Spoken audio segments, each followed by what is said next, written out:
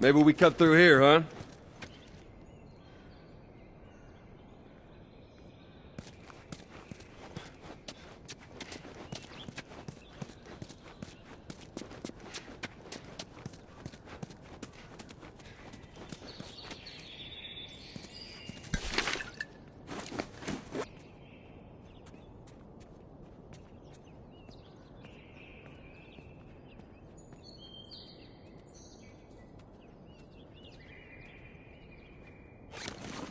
Back then.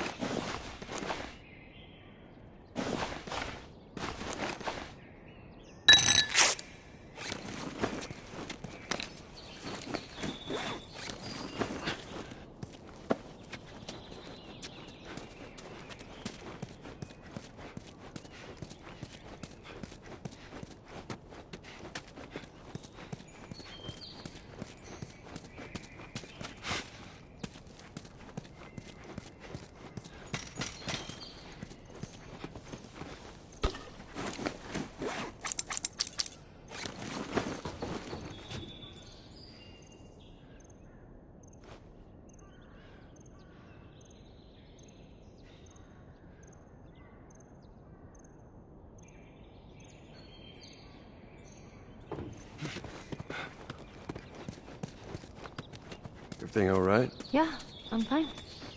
Yeah, you just kind of seem extra quiet today. Oh, sorry. No, it's not. It's fine.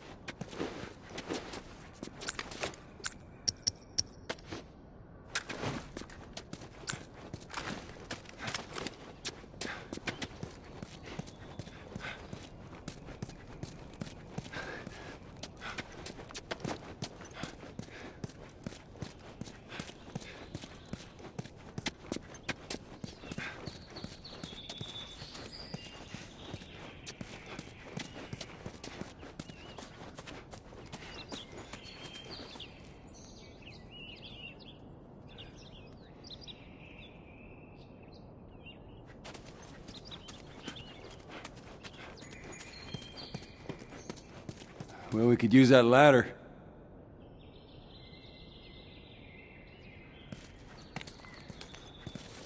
Here we go.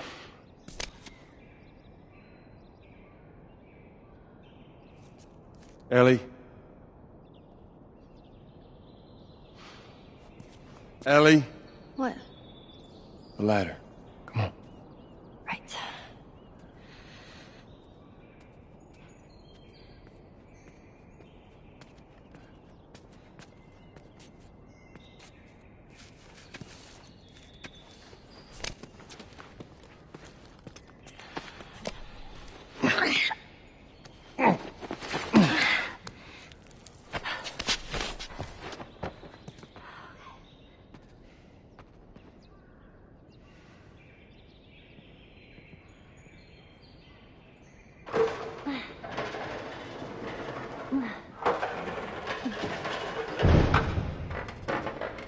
Oh my God. What is it? Ellie! Ellie!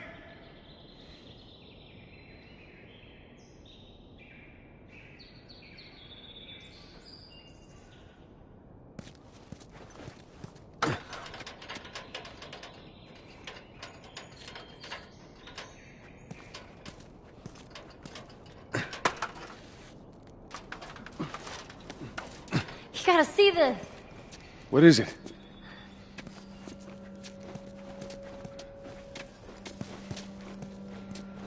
What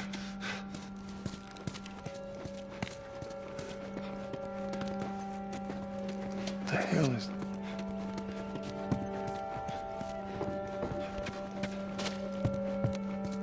Are you kidding me?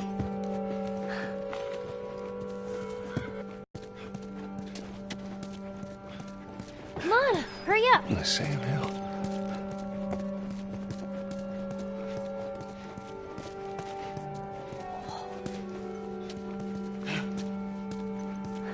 You see that?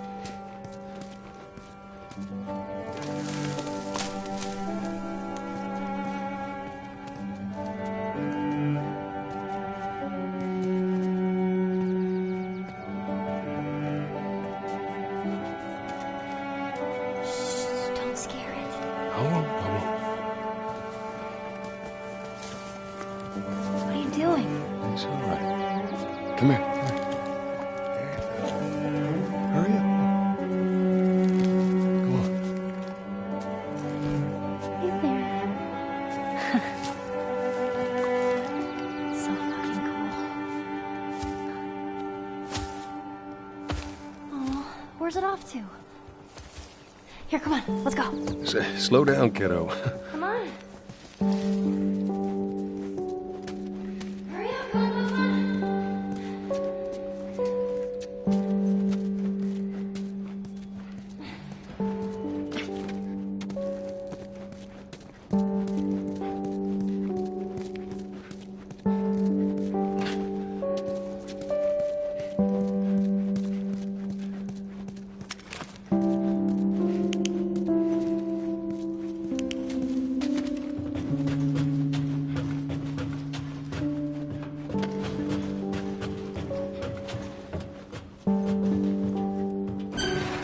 Oh, man. Wow. Look at those things.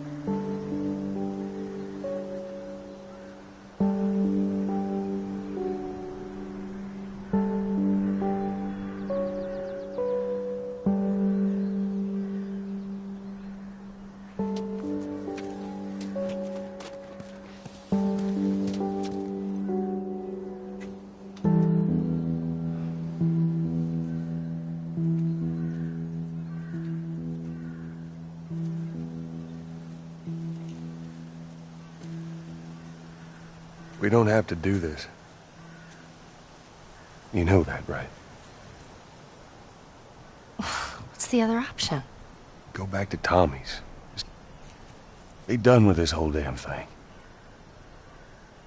After all we've been through. Everything that I've done. It can't be for nothing.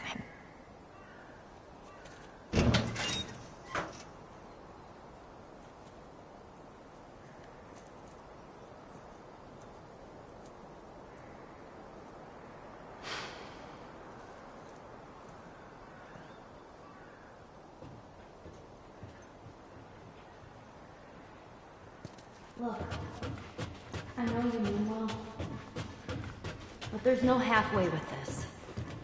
Once we're done, we'll go wherever you want. Okay? Well, I ain't leaving without you. So let's go wrap this up.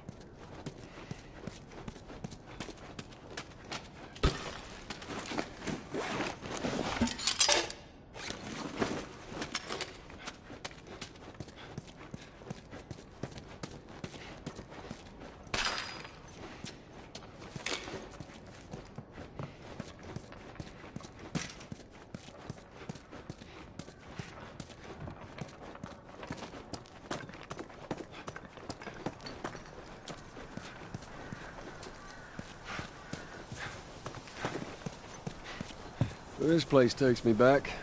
How so? It was right after everything went down. I ended up in a triage just like this. And everywhere you looked, you just saw families torn apart. The whole damn world seemed to have turned upside down in a blink. Is that after you lost? I'm sorry, Joel. That's okay, Ellie.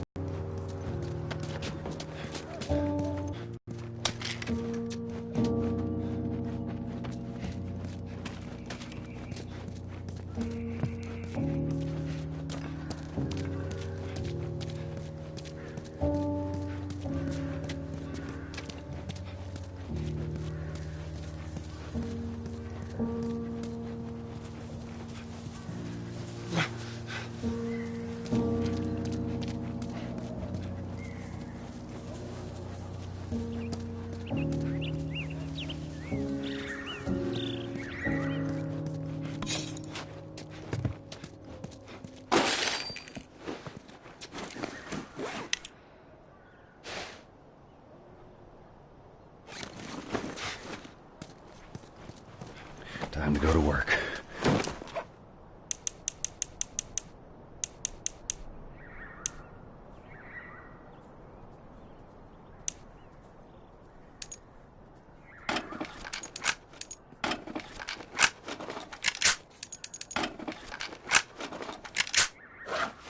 That'll do.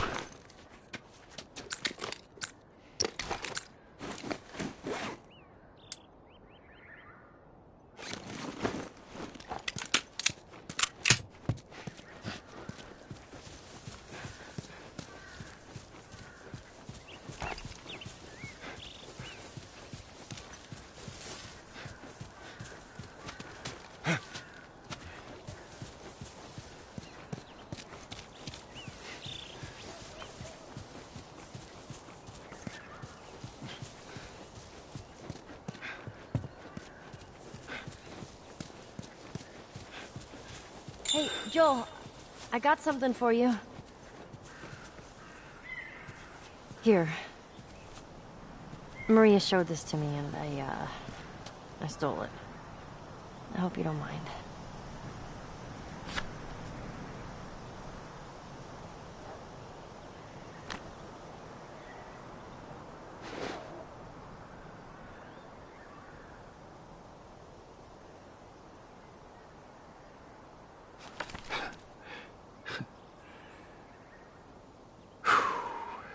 Well, no matter how hard you try, I guess you can't escape your past. Thank you.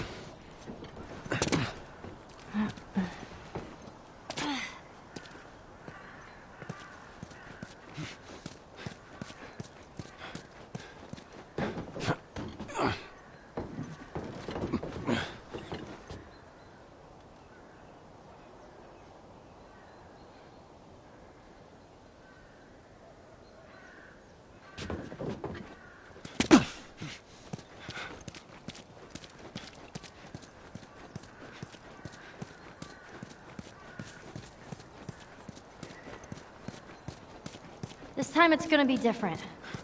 I just know it. What do you mean? We're gonna be there. The Fireflies.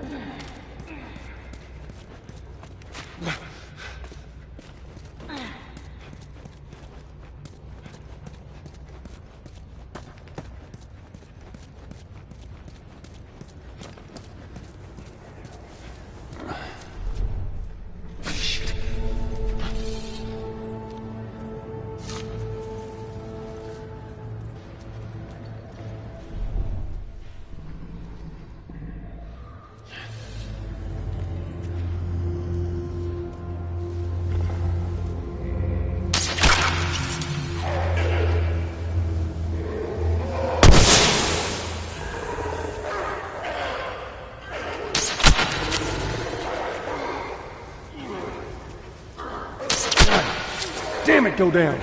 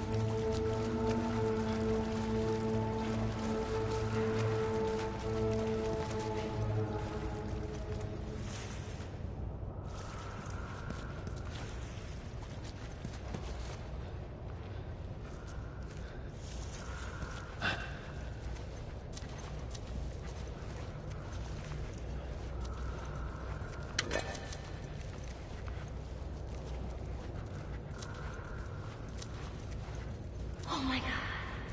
There's so many of them. Let's just keep at it.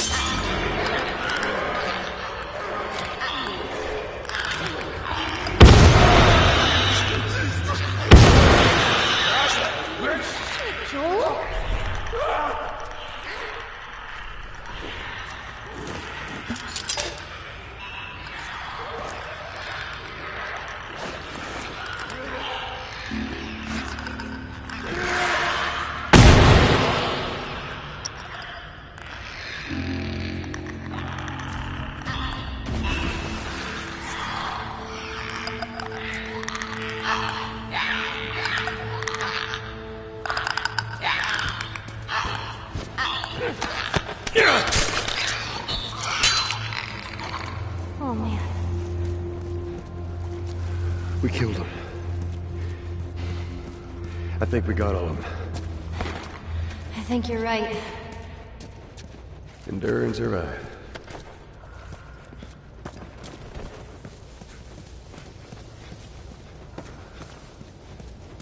All right, you think you can shove that crate down? No sweat.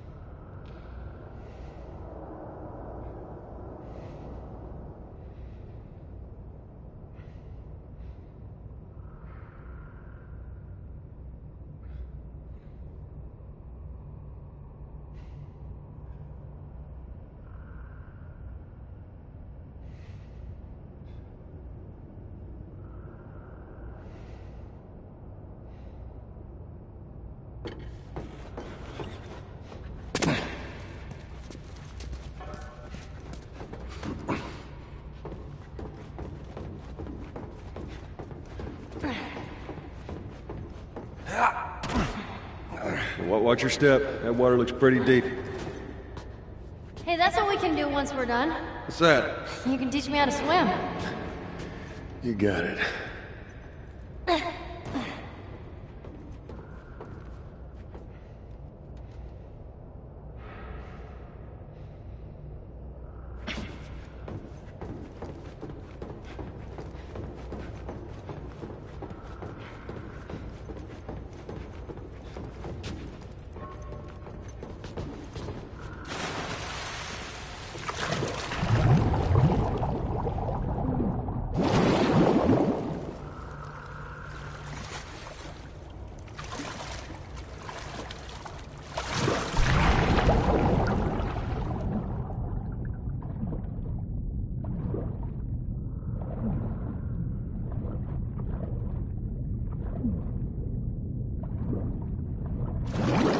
I'm on the other side. Cool. Drop that All right, hold on.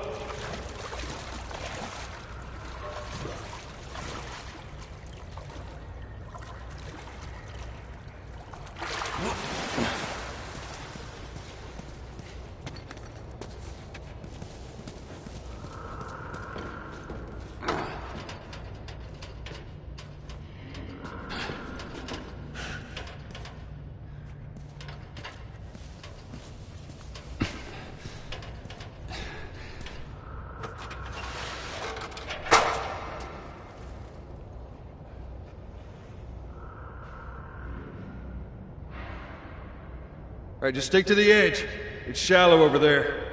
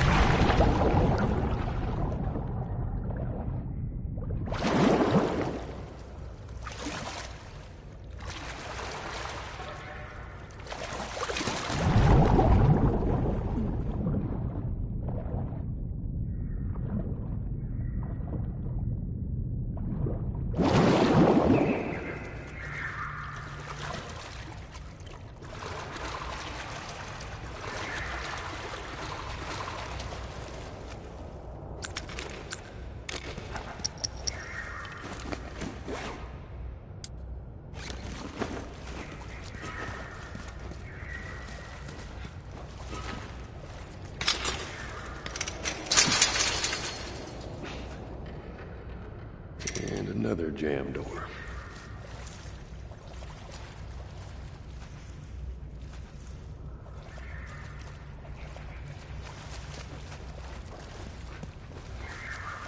All right. Give me your foot. Okay. Come on. Get that door open.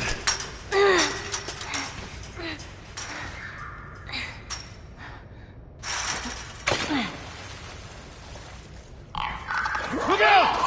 Ellie! Let go!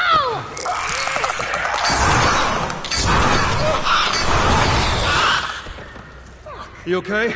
Yeah. It just surprised me. Man, I can't wait for those things to be wiped out.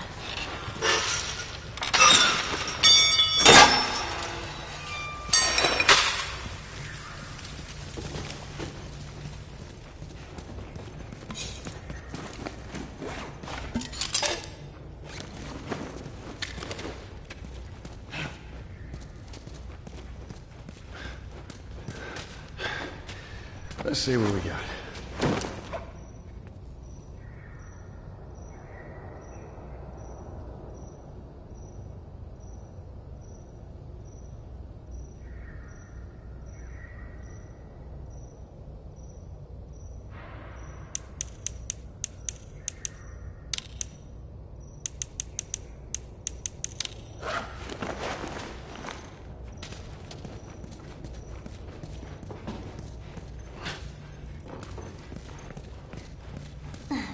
Watch your head.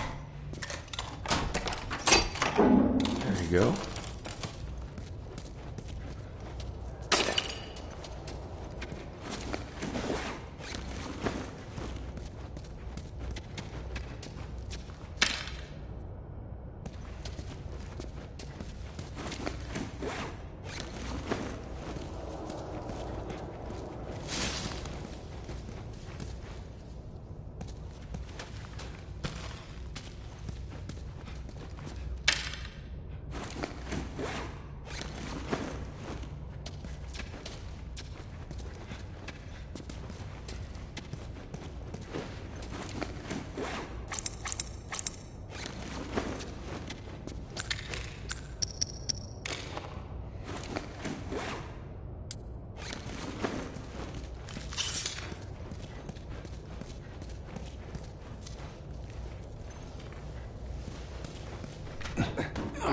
Hey, look.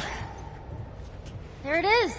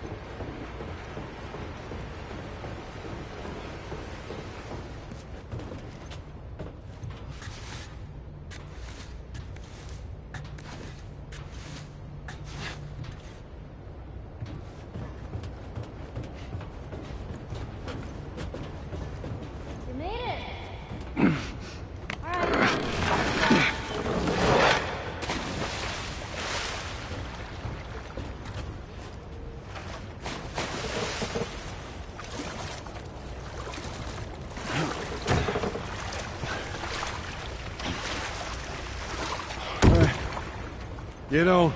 Okay. Okay, there. I'm on it. Be careful. I got you.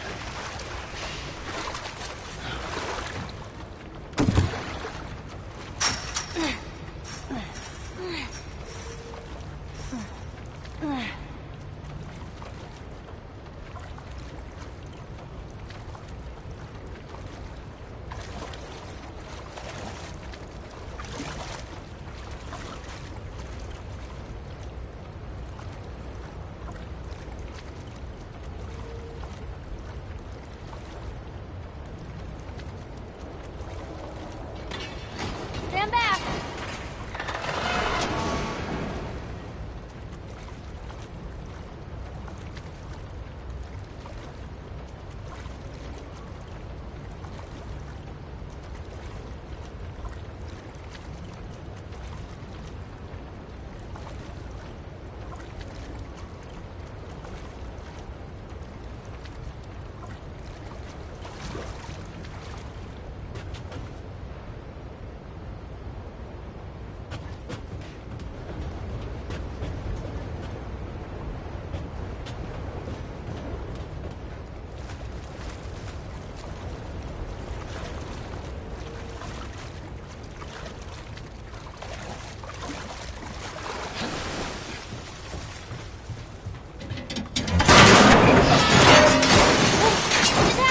Damn ladder broke off the wall. Now what? I'll figure something out.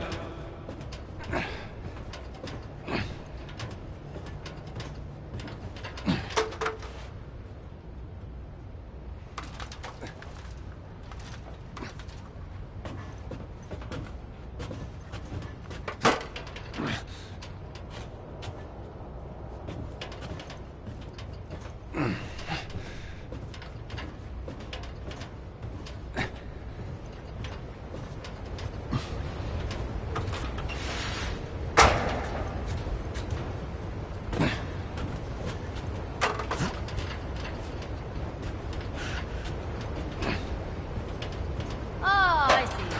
Good idea.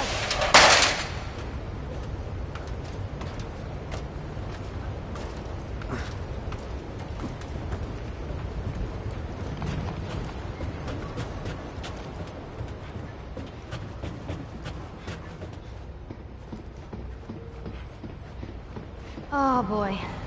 Let me go ahead, and you follow my lead. Okay, right behind you.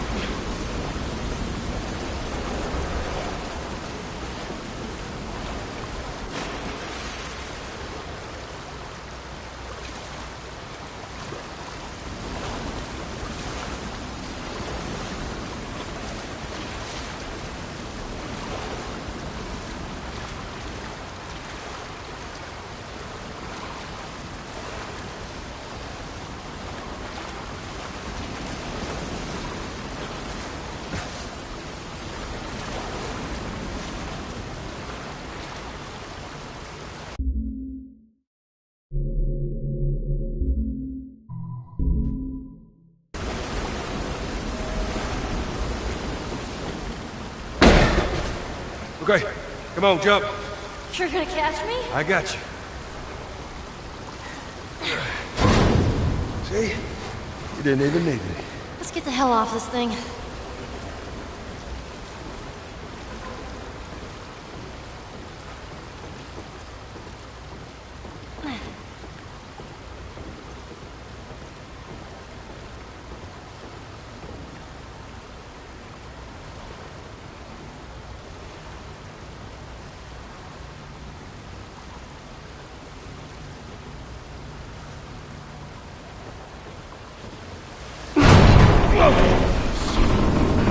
Ellie, move!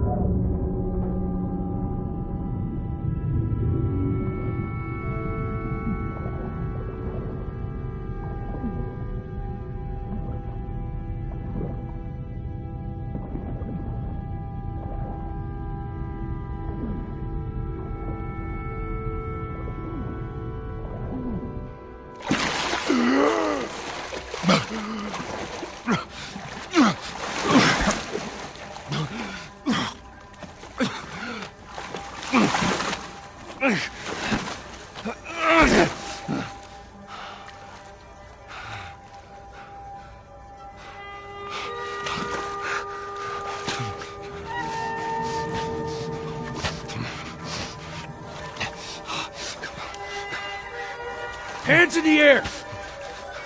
She's not breathing. Hands in the fucking air! Come on, man.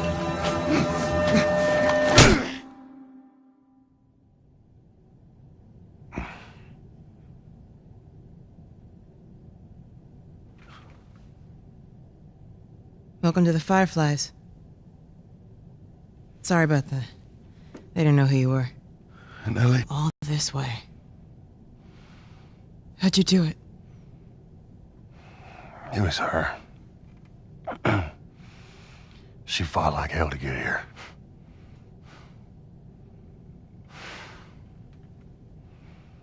Maybe it was meant to be.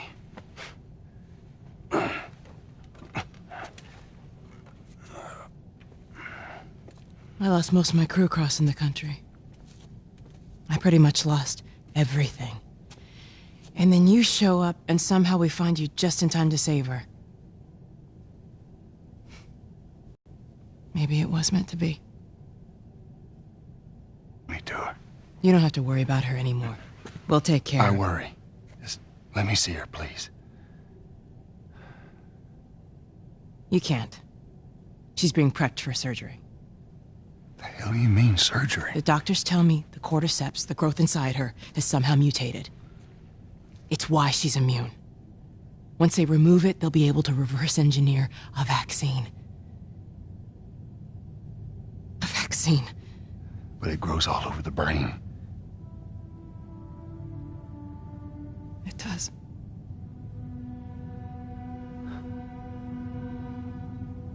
Find someone else. There is no one else. Listen, you were gonna show me where she... Stop. I get it.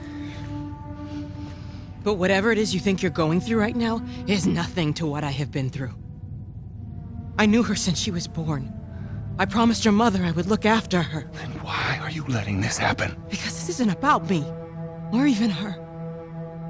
There is no other choice here.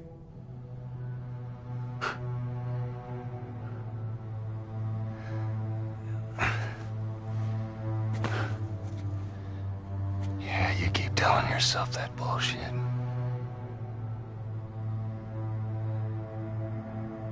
March him out of here. He tries anything, shoot him. Don't waste this gift, Joe.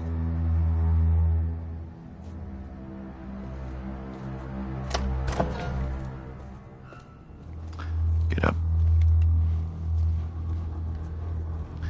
I said get up.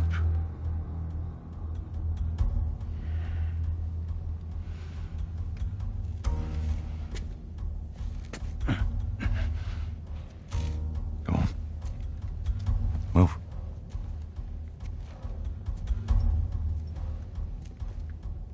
I said move. Give me an excuse. Which way?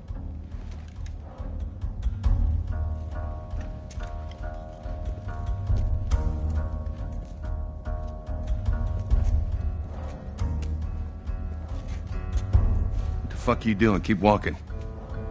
I said keep walking. Where's the operating room?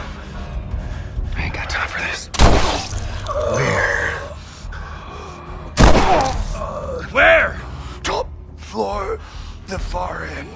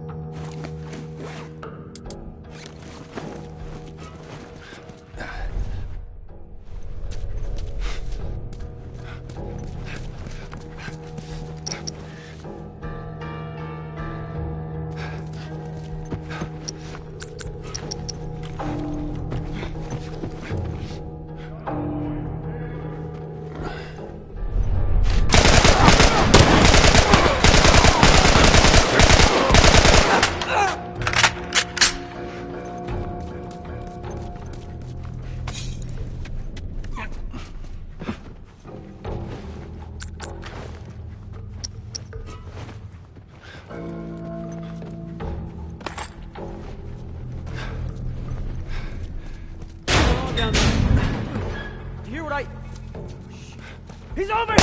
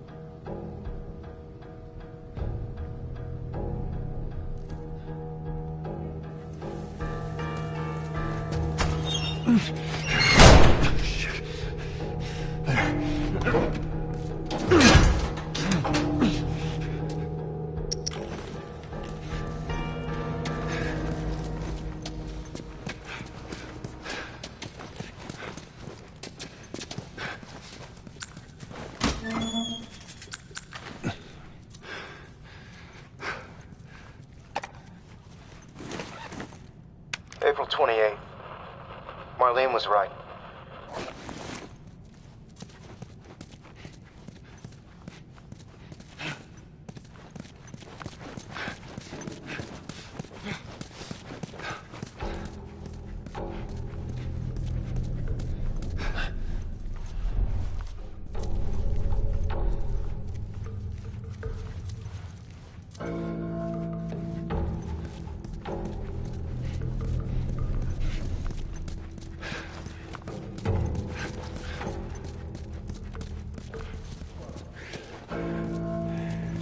Yeah, that's it. I'm coming, Ellie.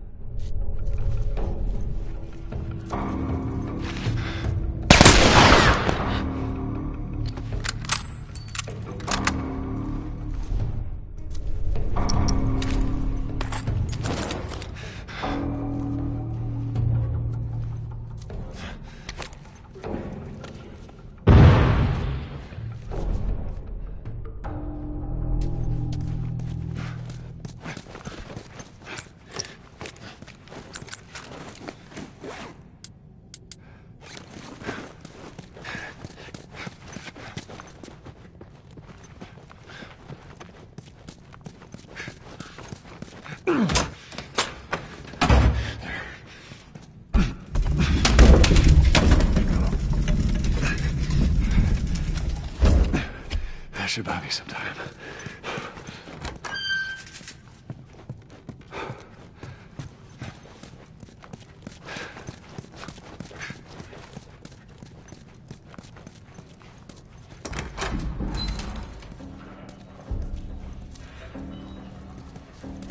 Sweet Jesus. Doctor? What are you doing in here? I won't. No!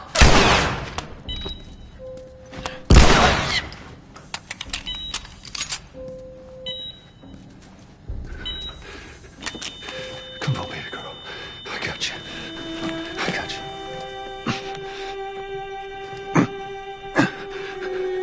Shit. Shit.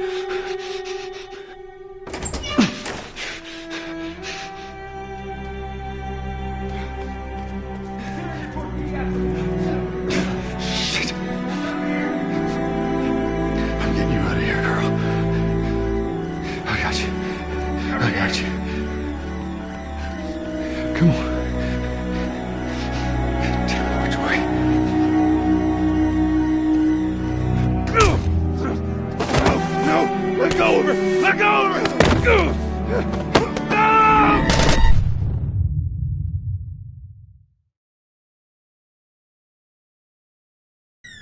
Come on. Tell me which way. No! Let go of her! Let go of her!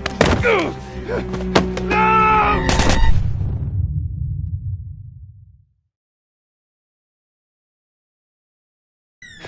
Come on. Tell me which way.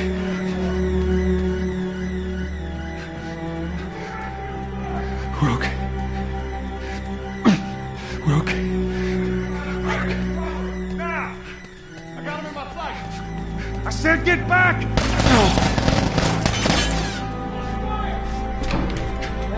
Stop!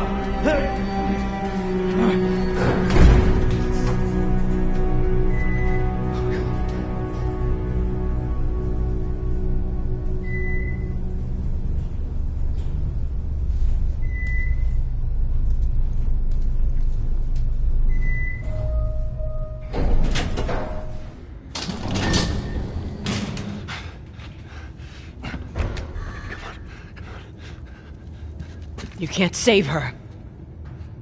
Even if you get her out of here, then what? How long before she's torn to pieces by a pack of clickers? That is, if she hasn't been raped and murdered first. It ain't for you to decide. It's what she'd want. And you know it. Look. You can still do the right thing here. She won't feel anything.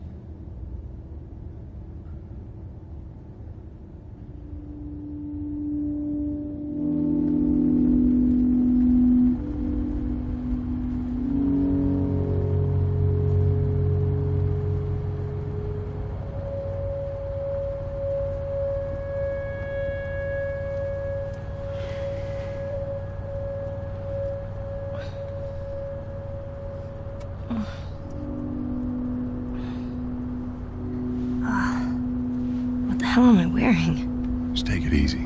Drugs are still wearing off. What happened?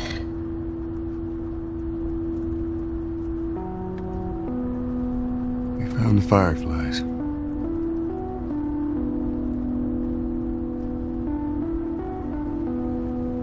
Turns out there's a whole lot more like you, Ellie. People that are immune. There's dozens, actually.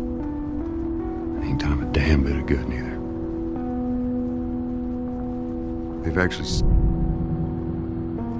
They've stopped looking for a cure.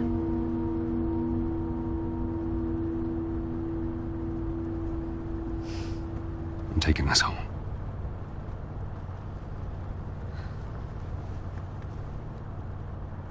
I'm sorry.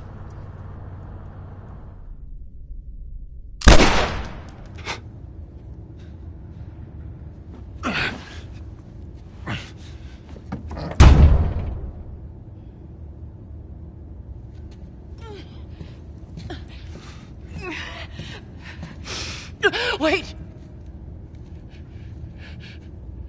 Let me go. Please. You just come after her.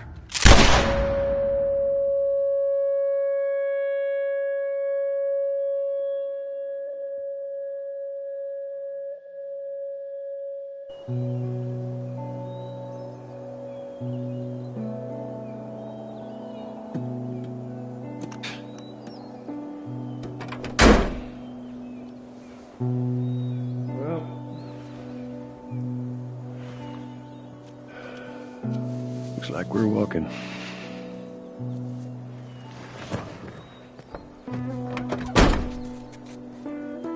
Should be a straight shot through here. All right. It's actually kind of pretty, ain't it? Yeah. All right. Now watch your head going through.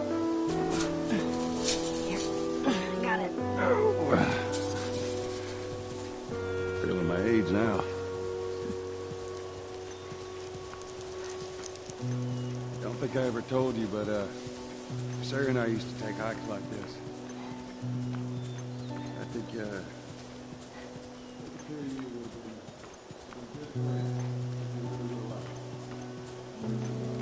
I bet I would have.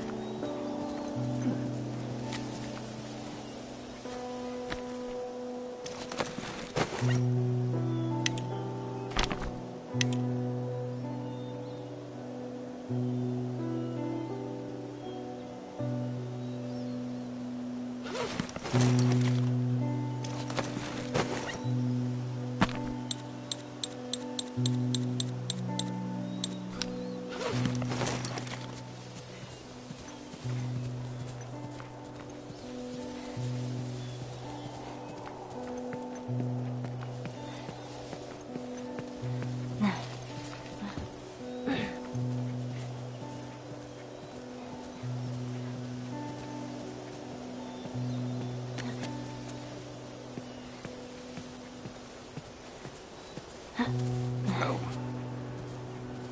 Down there.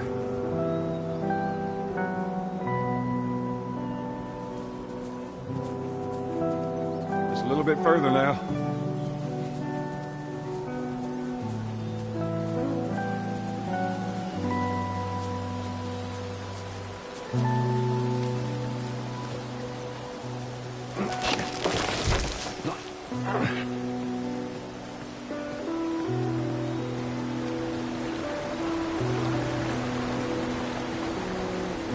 Here, I got you.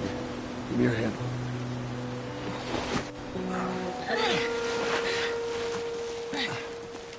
All right, come on. Hey, wait.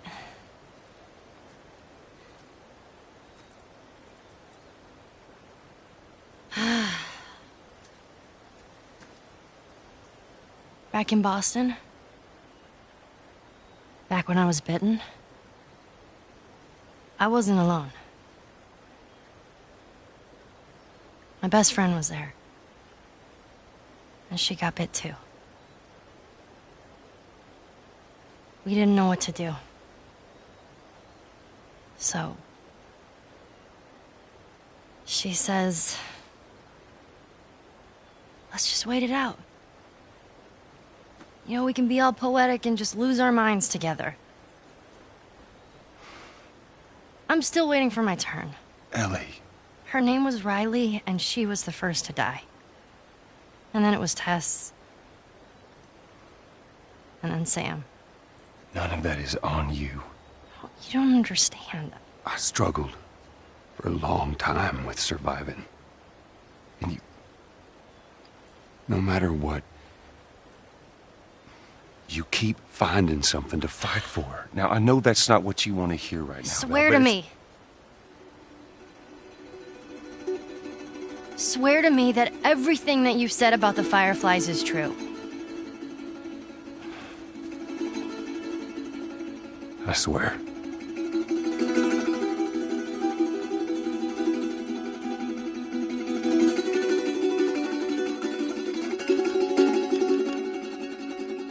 Okay?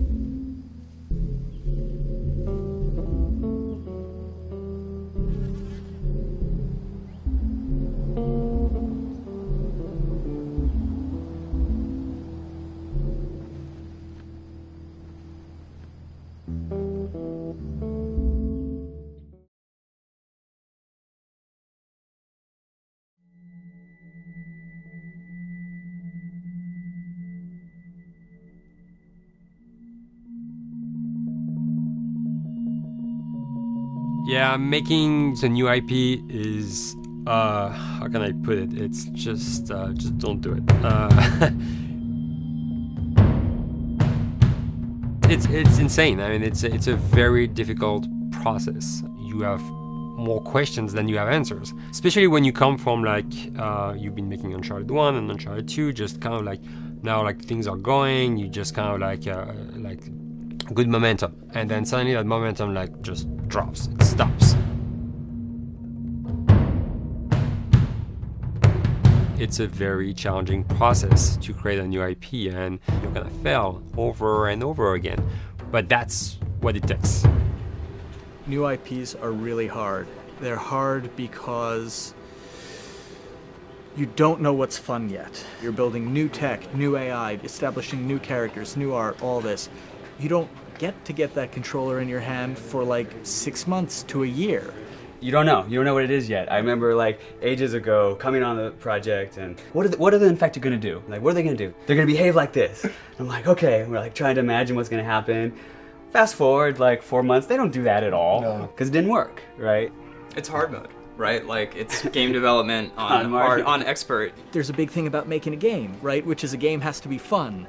You get your first build where everything's working. You got player mechanics. You can walk around the world. You can shoot. You can melee attack people. You've got the AI in there. They're very intelligent, very difficult, and it's totally not fun because they snuck up behind you and murdered you in a second, and there was no way to figure out what was going on.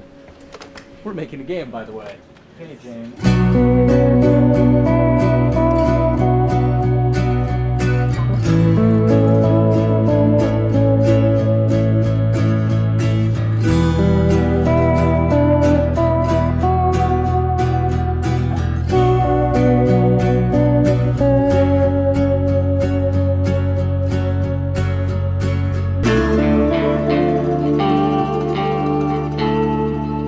It's grown quite a bit since I started. I think I was the 12th employee or something back when we got started, but we've tried to stay true to those smaller studio roots. I've been here for 16 years. There's just no reason to leave. I just like the environment here. It's very non-corporate. I think the way we work on Naughty Dog is kind of special because we don't really like hierarchy or bureaucracy, and no one is really just a manager here. Naughty Dog has a very flat structure. We pretty much all report to the co-presidents and the game directors. I always tell people when we hire them, just like, my job is going to be able to trust you, and that's what I want. I want just to give you something and you go with it, and I know it's going to get done. We believe in iteration, we believe in collaboration, and we believe in the people making the game working directly with each other.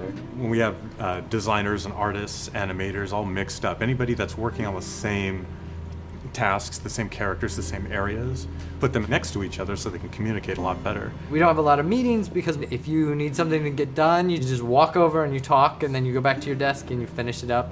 And I really like that. I like when I just walk in the office and I see just designers talking with the programmers or programmers over the animators and talking to them. I think that's when really the magic happens. Naughty Dog, we really try to cultivate a culture where anybody can criticize anybody else's work. And we encourage people to be blunt about it and not try to sugarcoat it too much. It takes too long to be nice sometimes.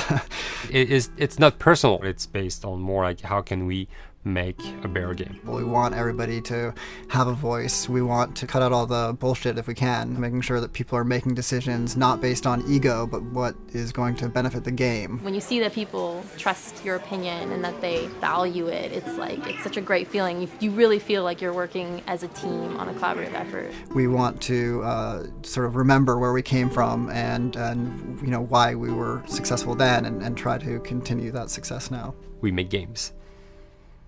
That's what we like to do. Back when Uncharted 2 wrapped up and we decided that we were going to build the second team and create a new project, we kicked around a lot of ideas. One of the very earliest ideas was to go back to Jak and Daxter. It's really near and dear to us. We really love those characters in that universe, and we think that there are some interesting stories still to be told there. We started to realize that it was not going to do justice to the franchise that the fans had fallen in love with. It would be shifting it so far in a new direction that we felt that effort would be more justified in developing a new IP.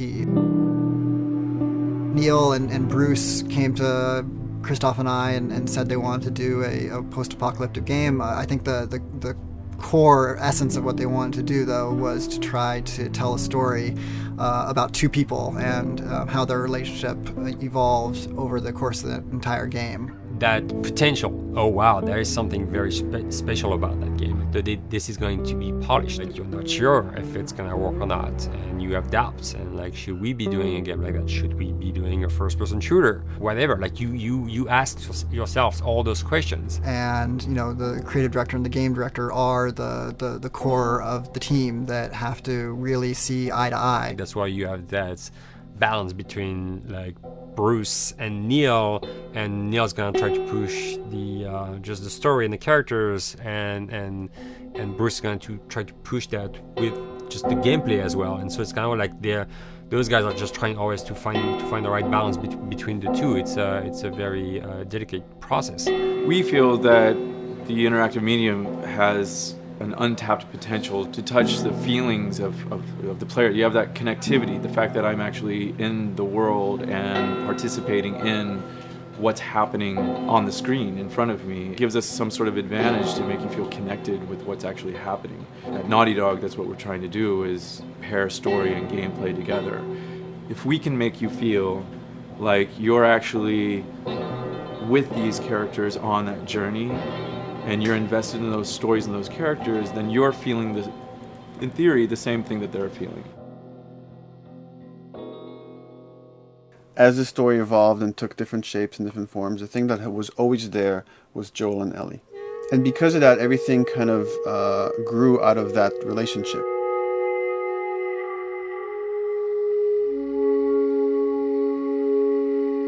We've seen kind of that role of the anti-hero change, especially over the last 3 to 5 years, to where before it was like, the thick-neck mercenary kind of guy.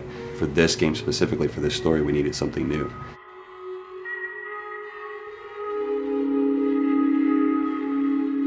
The reason we didn't want to make Ellie Joel's daughter from the get-go is because it wouldn't have anywhere to go. Of course, at that point, he'd be willing to do anything for his daughter, because that is what a dad would do for his daughter.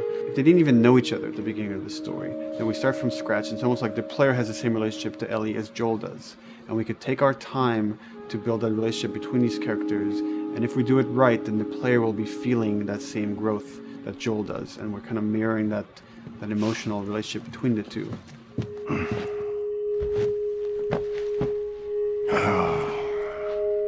What are you doing?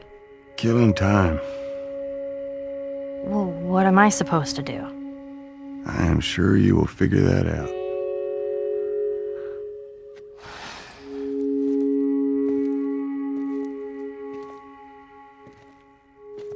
Your watch is broken. It's exciting that Neil wrote something like this, where he's like, I don't want to make the stereotypical characters. I want to make real people in this crazy situation, and these forced to make decisions that are really tough. Like, what would we be like in those situations? I mean, we weren't consciously trying to pick male or female for characters. You just try to pick characters and just be honest with who they are. It almost doesn't matter, right? Joel's daughter could have been Joel's son. Ellie could have been a boy, and Joel might have been Tess. You could have swapped those roles, and I think the story would have still worked. The focus on female strength, it's so unique. You get to see what's so powerful about a woman through all of these female characters, which makes this game wonderful and unique. There's a crew of Fireflies that'll meet you at the Capitol building. That's not exactly close. You're capable. You hand her off, come back, the weapons are yours. Double what Robert sold me. Speaking of which, where are they? Back in our camp. We're not smuggling shit until I see them. I want Joel to watch over her. Whoa, I don't think that's the I'm not best Ellie. idea. Him? How do you know them? I do think having a strong female character, especially like Ellie, is so rare in video games. And as a gamer, and more specifically a female gamer, it's frustrating to me because I'll see sort of the stereotypical female character where she's amazingly beautiful and huge boobs, and she's there to be either the love interest or just because they're like, well, we need to throw a chick in here. We've seen the strong woman or we've seen the weak woman. We haven't necessarily seen the empowered woman from this kind of standpoint. And there's that beautiful scene where Joel finds her inside the house and she's reading through this girl's journal going, is this really what they used to worry about? What shirt do I wear and what boy am I gonna go out with? You know, and to be met with those first world problems that we deal with every day and go, how trivial is all of this? I think it's gonna resonate a lot, not just with, you know, a female audience, but with a male audience as well. The thing that was intriguing to me after the fact is knowing that we're kind of creating a female action hero in a way, and this is her origin story with Ellie. To sort of be such a strong female character that is completely normal looking, regular t-shirt and jeans, and she's 14 and she is still a total badass, is really exciting to be a part of that. There's so few non-sexualized women in video games, especially in the main role, that we were kind of proud that we were creating one. It's very complex, and without the players knowing it, she becomes the protagonist by the end of the story. And that's why she's in the front of the box, and that's why we've been promoting the two of them together so much. Who's there? It is a dual protagonist game, and yeah, I guess I get nervous to think about it in that way.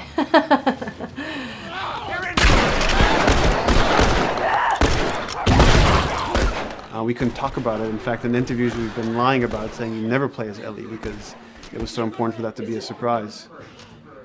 Sorry, journalists. Here we go.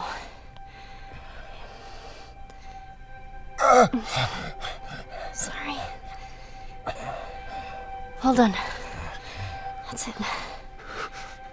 The tone of the game was set pretty early on that we knew that we wanted to make a really grounded story. We knew that we wanted to make the player feel the sense of tension and dread and go through the same emotional roller coaster that Joel and Ellie were going through. One of the things we kind of struggled with is to say, well, if we want to really ground this world and make it so like realistic, maybe we shouldn't have anything that could be perceived as a monster. Maybe like by just having an infection that just killed people, and it's all about humans and how they deal with this post-apocalyptic society and how different people decide to survive. Maybe that would be enough.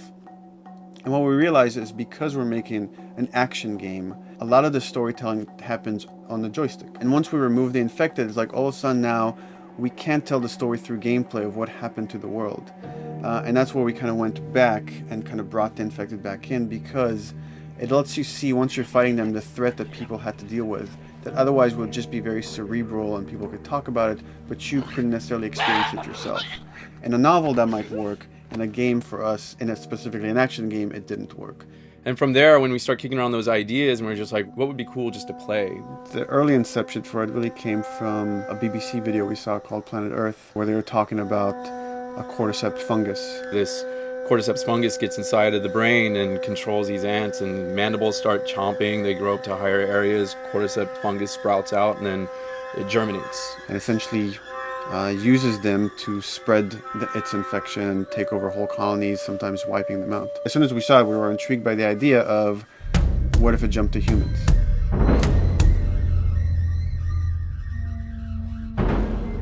So what would happen? How would people react? What would happen to society? As we're trying to develop the look of the infected, we went through so many different iterations, some that looked really alien and subhuman, some that looked just essentially like zombies, and we couldn't find like an original place for them. But one of our artists just did this kind of photo mashup where he took a bunch of images of diseases or images of fungal overgrowth, and he kind of mashed it all together and he threw it on this person. It was a very iterative process, making sure that the fungus felt properly integrated, like it was part of the body, growing out of the body. And not just fungus growing in the head, but it's tearing the face apart, cleft down the middle, this gaping maw of a mouth with the crooked teeth. And it's in great agony as its humanity and its brain is still somewhat functioning. Maybe you still have some human cognitive abilities or thought process back here. This isn't some decaying corpse on the ground. This is a living thing that's going to be coming after you in the world. The fungus is always the focal point. So you can see from a distance, oh, this guy's infected. I can tell straight away. In fungus, they have these beautiful saturated colors, and we really like that conscious of this something so horrific that it's going to like stop at nothing. It's relentless force of death, and yet elements of it are beautiful. It's not just about gore. It's not just about everything about it being scary, because to us it's actually scarier when things on it are somewhat benign or somewhat beautiful. It was evident that we were onto something that was quite a bit different and something that we hadn't really seen before, which was eerily human but very disturbing. And it seemed so creepy and so unique that right away we gravitated towards it, and it's like, this is our base infected. Everything should kind of come out of this look.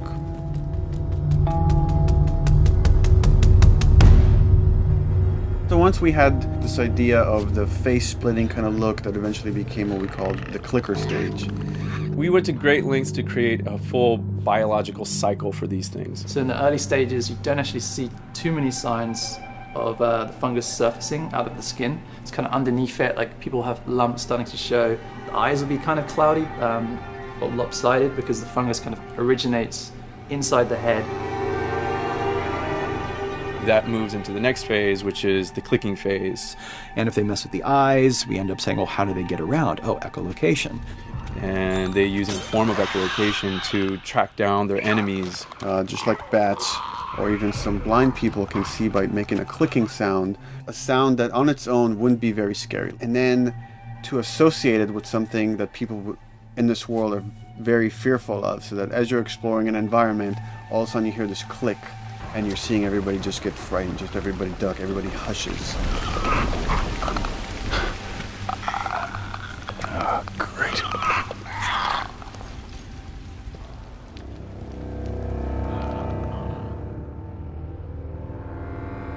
The bloater is the most severe of the stages.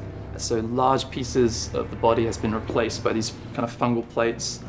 The fungus completely takes over the body and blooms. They're kind of covered in things that have been growing on them. Things like moss and like little life on life kind of.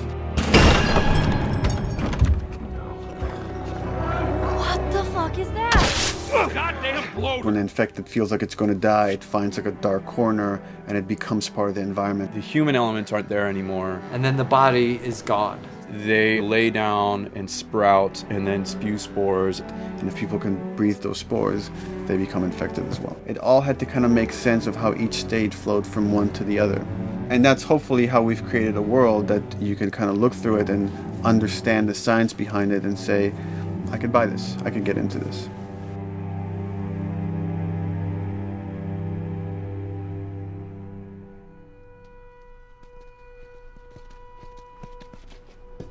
Mandatory evacuation.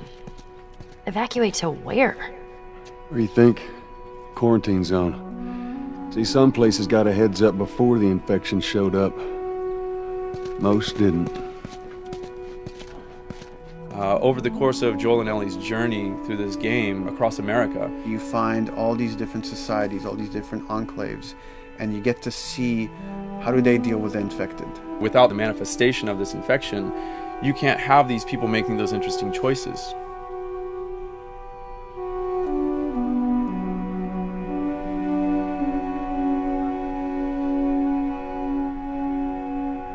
The world we decided was actually its own character, really grounded with a lot of texture.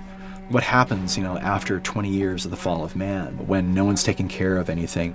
This book called The World Without Us describes in detail how much fighting on a day-to-day basis we have to do to keep nature back.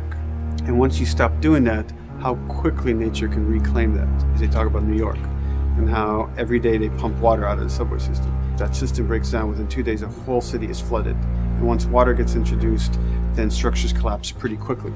Trees will sprout, and wind will carry those seeds over, and gutters get clogged. And then when it rains, water fills up, and then pretty soon you have vegetation growing over there. And once you have vegetation, concrete breaks pretty easily for when there's a tree and roots breaking through that. Even some of the stuff we did on Uncharted, you know, exploration of how temples were ruined.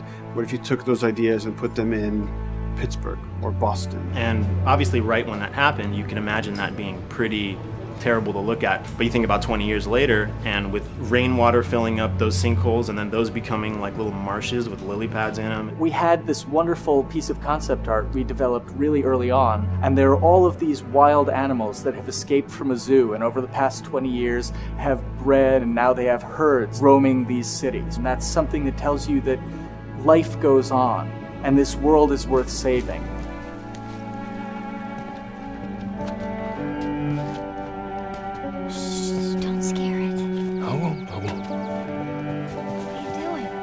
There's something really pretty about nature reclaiming its domain once we are gone. So fucking cool. We have another level of OCD, of the logic goes into some of these environments. Water damage seeps in, and then that creates some little moss growing on the floor, or a tree radiates energy from its base, and that over time starts to melt the snow around it. And that's the reason why you'd see those little rings of leaves showing through in the snow. That gives it that extra, you know, believability. This is pitch art. I'll try to start with an idea that conveys sort of the feel of the environment. Something like this, very brushstrokey, very painterly. You can see not a lot of detail, just energy and conveying a mood. This is sort of just a conversation starter, and then this would be more of an actual space. So you start talking about, is this too tight of a space right here? Would the player even fit through there? Do we even want to include water? Those are conversations you start having a little bit later. And then it usually needs several more passes back and forth in order to be tightened up to be the experience that you would see in the final product. So, dude, I was actually trying to figure out right here, there should probably be some dead foliage. It might be cool to see some of the dead stuff around the edges of the green, or like even spilling out into the street. Maybe what we do is, in some of these areas, we use it as like a transition from the actual concrete to the side of the building. So like they're almost sitting on top of a bed of dead foliage, like that really rich kind of like orangey brown color. Sienna or something would be nice. Something real cheddary. That's how you know you're done. The end product often ends up being stronger because that bouncing back off somebody else gives you a result that maybe you wouldn't have even thought of in the first place. All right, here's the bridge. That's our way out of here. As far as concept art goes, definitely the ultimate goal is just helping everybody as much as possible. Me and the background artist will work together. I'll often just go to them because they've got like a really, really good like visual imagination. At some point, you came in almost like flat on. So that's kind of good because the bus station is right in your peripheral view, and you're probably going to enter the bus station. You're probably not going to get lost. But it doesn't at all utilize this cool architecture here, like the bus station sign. Like that's a really distinctive silhouette, and it's a really interesting sort of architectural detail. So we changed the entrance. Look at that. Another city, another abandoned quarantine zone. I think it's a better composition anyway. It's not so like symmetrical. And I think that was done so that this sign read better. If you didn't see the word bus on it, you might not know it's a bus station. So I think that helps. Everything we're doing in the environments is relating back to what you should be feeling in the story or what's happening to these characters. So is that everything you hoped for? Jury's still out. But man, can't deny that view. Come on, this way. When we first came up with Ellie and Joel, we had this idea in our heads of who they would be, but we didn't necessarily know the voice. It took us a while to find our Joel, but for Ellie, I think Ashley was the second or third candidate to walk in, and right away we knew. Yeah, you know Why what? are you so scared all of a sudden? Because I'm a coward, okay? So just get your shit and let's get out of here. Damn it. I'm not like her, you know. You think I'm gonna end up like your daughter? The way she delivered the lines, the way she just embodied that character is like, that's Ellie, there's no question about it. And I saw the character artwork and I related to her a lot. I mean, she's kind of a tomboy and she's kind of tough, and I mean, obviously I'm not 14, and I think that's the main difference between the two of us. I read the scenes and I was like, I need to play this part. You want to be my hero? Forget Forget the whole bit about saving my life. Buy me a stack of these bad boys instead. Where'd you get that? Back at Bill's. I mean, all this stuff was just lying around. And then once we had her, we said, okay, well, we're going to do another round. And we're going to have Ashley this time in the casting sessions. The chemistry of these two characters was imperative to get right. Troy was a really interesting casting for Joel because when you see Troy, he doesn't look like Joel at all. You know, he's so handsome and he had like, you know, the frosty hair and totally looked like Final Fantasy. And so I'm like, yeah, I don't know. He's like this tall, pretty. It didn't seem right. I walked into the room fully aware that I was the youngest person that they were seeing for this role. There was a line that was in the audition side that says that Joel has few moral lines left to cross. And so that became the anchor point to the character. But then as soon as he spoke and he had the grit in his voice, warm yet kind of dangerous. And his movement is just like you bought into it. Why are you so scared all of a sudden? Because I'm a big coward, okay? Now pack up your shit and let's go. God damn it. I'm not her, you know. What? You think I'm gonna end up like your daughter? Lily, you are treading on some very thin ice right now. It was Ellie and Joel. after he read, it was just like that was it. I've done some video games in the past, but to be handed the mantle of a franchise like this was a pretty big honor. Is she alive? She's alive. She's David's newest pet. Ah! Where? In the town. She's in the town. You mark it on the map. It better be the same exact spot your buddy points to. Neil pulled me aside one day, and he said, I have some ideas. And as you're well aware, Neil is a little twisted. He came up with this character, and, I just jumped at it. It was such a departure from everything I've done here for Naughty Dog, to say the least. Name's David. This here's my friend James. We're from a larger group. Women, children. We're all very, very hungry. To be able to put on a voice that, hopefully a lot of people won't know, won't notice that it's even me. Because we didn't want it to be Drake. Drake eating people, that's a whole nother game. How did you put it? Tiny pieces. See you tomorrow, Ellie. Certain voices that I can do wouldn't fit the David's artwork, but he showed me the art, and I said maybe it's something like this, where everything's, it's very quiet. And just, he's not really sure, and the voice can break a little. And he just looked and goes, yeah, that's it. So I'd love to tell you how we hashed it over and we talked. No, it just, I looked at the picture and I tried something. He said, yeah. A few weeks back, I sent a group of men out a nearby town to look for food. Only a few came back.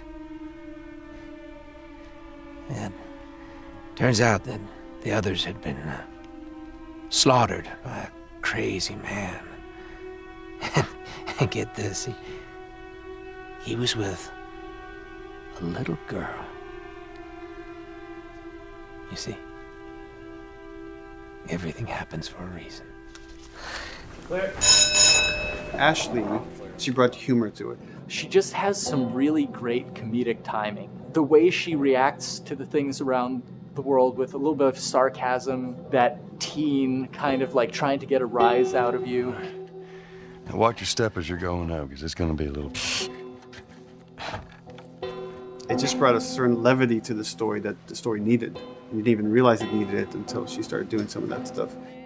Oh, I'm sure your friend will be missing this tonight. Mm-hmm. It's light on the reading, but it's got some interesting photos. Now, Ellie, that ain't for kids. Whoa! How the hell would he even walk around with that thing? Get rid of that. Well, hold your horses. I want to see what all the fuss is about. Oh, why are these all stuck together? I'm just fucking with you. Bye-bye, dude. Throughout the course of shooting over these past couple of years, Ellie and I have kind of morphed into each other, which I know sounds so cheesy. Neil always asks, he's like, well, what would you do in this situation? I think the most important thing that Ashley brought is a sense of capability to Ellie's character that wasn't there in the beginning. The very first thing we shot involved her being pulled out of a car and attacked, and Joel was supposed to go save her. It was written that Ellie sort of was just kind of watching on the side, just waiting till he was done, and I was a little frustrated because I was like, well, if this were real life, I would do something. We did a couple takes, and at some point she walked up to me and she said, I feel like I'd hit him. So we added in a part, like, you know, right there off the bat, she's not just this damsel in distress. Right there, she wanted to fight back from her very first day of shooting. We didn't have it right initially. She needs to be more capable than initially we thought she would be, and actually that made us go back and rethink combat and rethink a lot of the areas in the game, and now she was going to take a much more active part.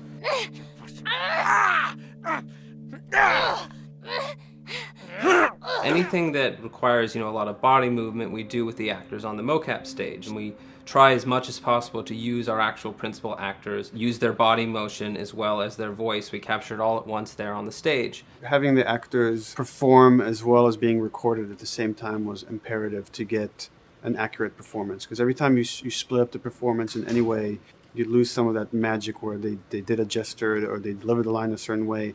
And those things have to be in sync, or there's just something subconscious that's like off-putting about the performance when you don't do it that way. You are treading on some mighty thin ice here. I'm sorry about your daughter, Joel, but I have lost people too. You have no idea what loss is. Everyone I have cared for has either died or left me. Everyone fucking except for you. So don't tell me that I would be safer with someone else, because the truth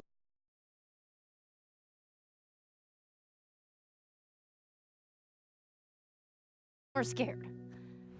It gives you the most authentic, most realistic performance, because you're actually there, not just making your own choices, but making your own choices based on the other people that are involved in that scene. And so you get this truly natural approach to things, and it shows up. It's like theater in the round. You can do anything from any angle, and the smallest, most subtle thing we'll be able to pick up. There's no place to hide. So you have to be as prepared as possible, because you have no idea which moments they're going to use. There are these little improv moments and, you know, little nuances that you get that probably isn't scripted, that just comes out of play, you know, while they're performing. That mistake that is just blossomed into a really good idea. Did we improv on The Last of Us? Yes. Yes, we did. Doing this was a whole lot like being 5 playing in the backyard with a stick, you know, and this is my machine gun, and, you know, and a pine cone is my hand grenade. It's all your imagination. I'm doing the exact same shit that I did 45 years ago. I just get paid for it now. We square. We're square. And get the fuck out of my town. I don't do a lot of voiceover work, so for me it was nice to be able to work off of your other actors. I can't imagine it working in any other way. I'd never done mocap before. I didn't know what to expect. The suits were crazy. Yeah, the suit gave me wedgies. Like, deep wedgies that I had to pick out with my middle finger. Too much information. Just how damn sexy I look in a motion capture suit. I look like 10 pound of sausage in a 5 pound casing in that thing, man. Once you get past the fact that like weird clown people with these little dots and stuff, once you like give over to that, it really was pretty easy to make it just feel like you're in the moment and in the scene. Everyone that was on this is a slam dunk. This isn't just another gig to them. And that creates a really cool energy for people to really start experimenting and playing jazz. Floor is yours. And action.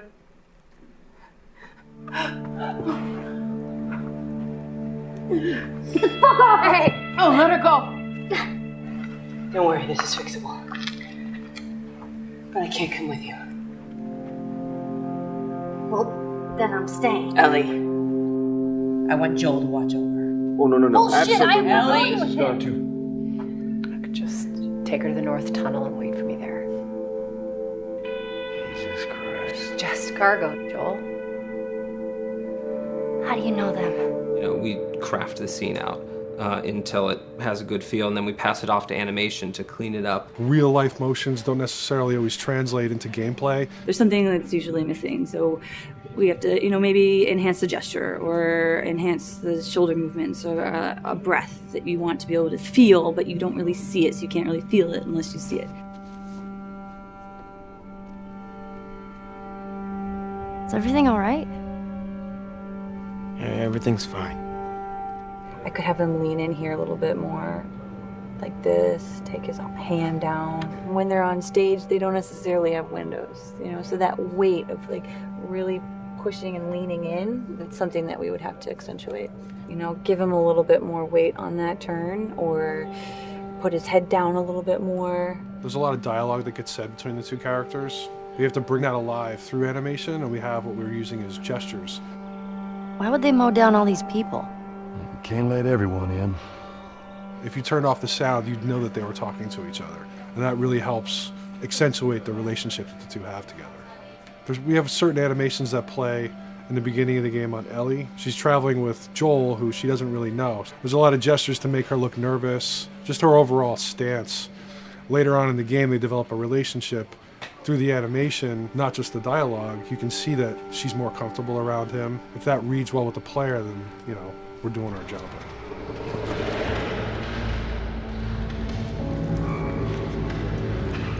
We want her to look scared when she gets a gun. We want her to look scared of the gun. So if she's gonna aim, she wouldn't be like super trained aim. She would be more like some scared. But at the same time, it needs to look cool and feel cool to the player that plays. It's really just these little tiny details that we're doing, and it's coming across. It's working out well. We don't do facial capture. We don't track eye movements on stage. It's just the motion capture data. Everything that you see on the faces is hand keyed. As you can see, this is all of her mocap data.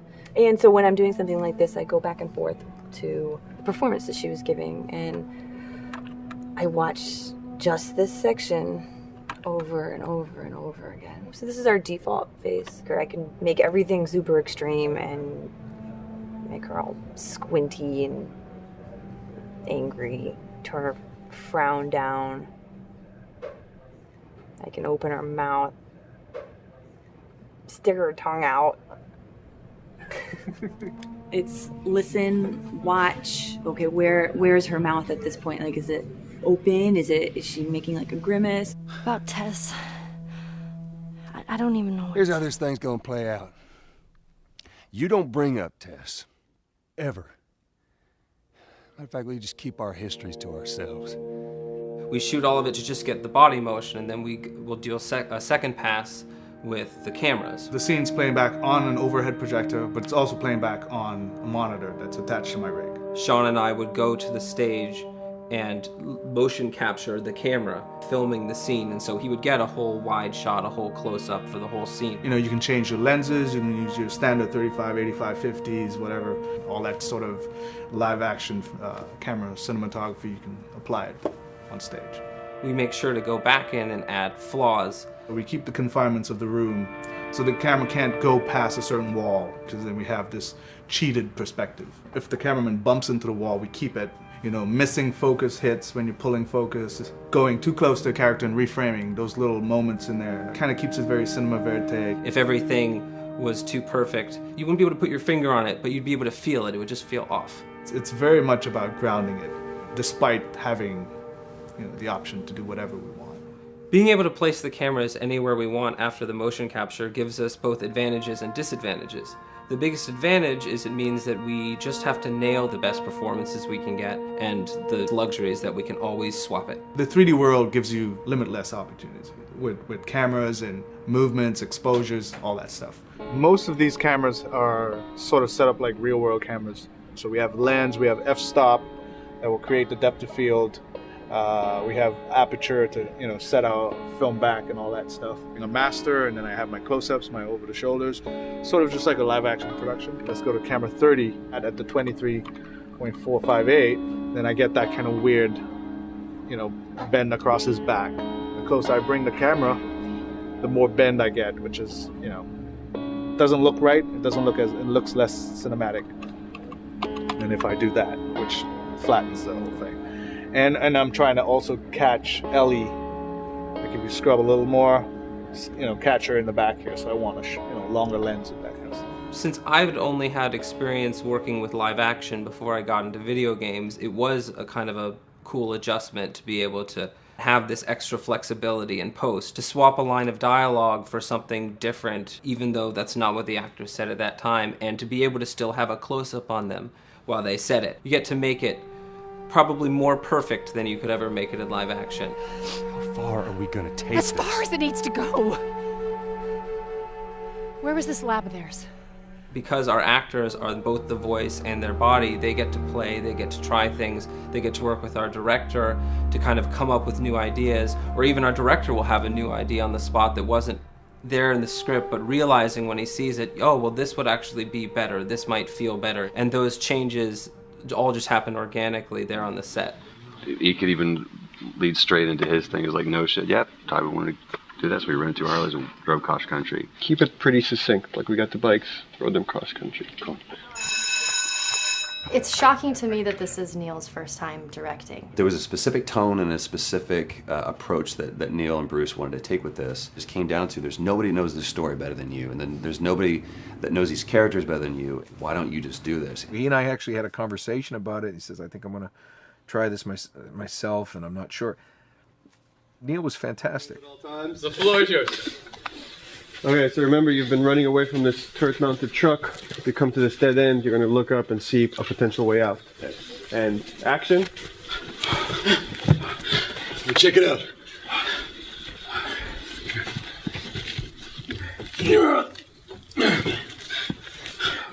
I mean, his writing is honest, and it's dangerous, and it's natural. And I love his economy of words. He doesn't hit everything on the nose, so it leaves it open for you to interpret and bring some nuances and things like that. The entire process is collaborative, but really it's led by Neil's willingness to change and flow and decide something doesn't work, you know, fix it right there in the moment.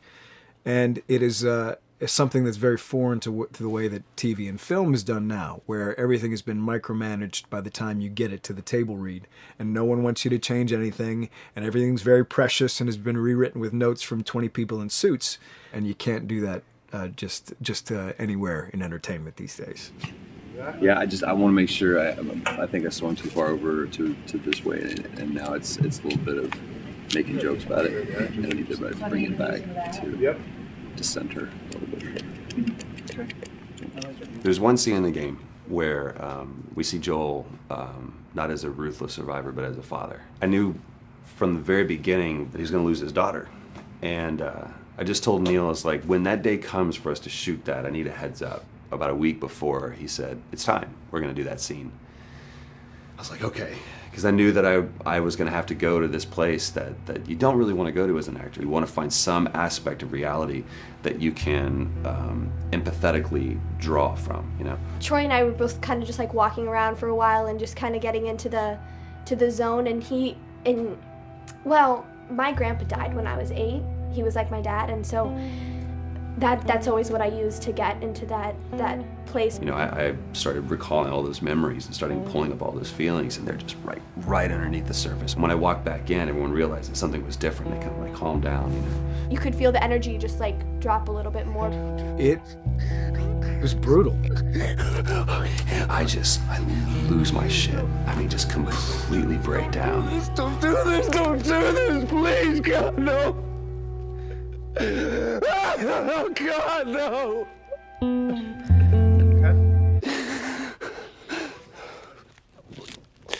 The soundstage was deathly still.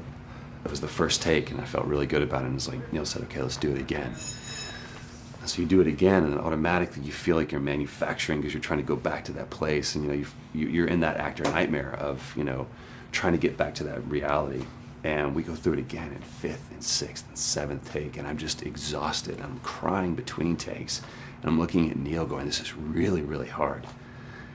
And finally, after like the 8th or 9th take, he said, all right, I think we got it. I was like, oh, thank God. And I went outside, and I was just jacked up for the rest of the day. I mean, a wreck emotionally. But we got it. Then 2 weeks later, he calls me. And he says, so we need to reshoot a scene. I'm like, cool, what scene are we doing? And he just looks at me. I said, dude, don't do this to me. And you can either at that moment throw your hands up in the air and say, fuck this, and walk away. Or you can say, okay, this is an opportunity to get it more right. I'm like, okay, all right. If you don't think you got it, I'm going to show you that you got it. We've got it in the can. And so we go through it again, and it just feels fake. It feels artificial.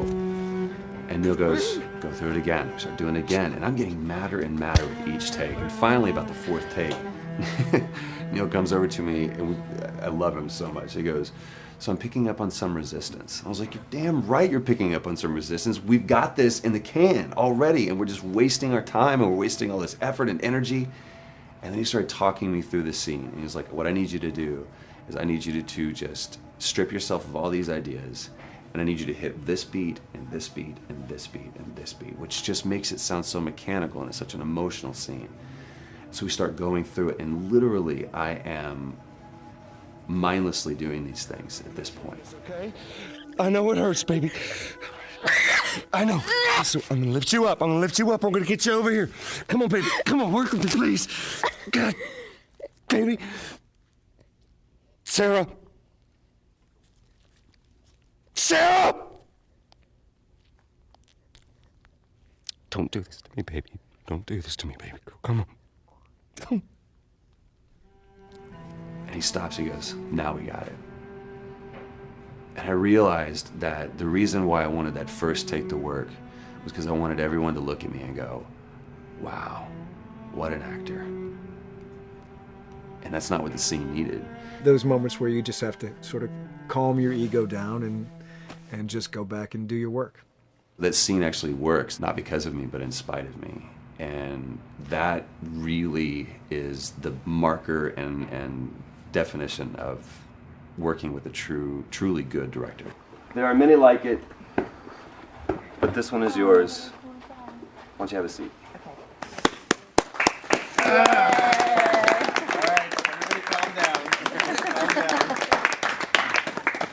Thanks, guys. The director's chair. Working on the project, we knew we wanted to have a pretty minimalist soundtrack. And we had a folder where we just throw music in there. Looked at the folder one day and we saw, we have a lot of stuff here from Gustavo Santaolalla. We're looking for a composer. What if we reached out to him? Oh, no. Sarah. Move your hands, baby. I know, baby, I know. Listen, baby, I know this one. You're gonna be okay, baby. Stay with me. I want to pick you up. I know, baby. I know it hurts. Come on, baby. Please. I know, baby. I know. Sarah. Baby.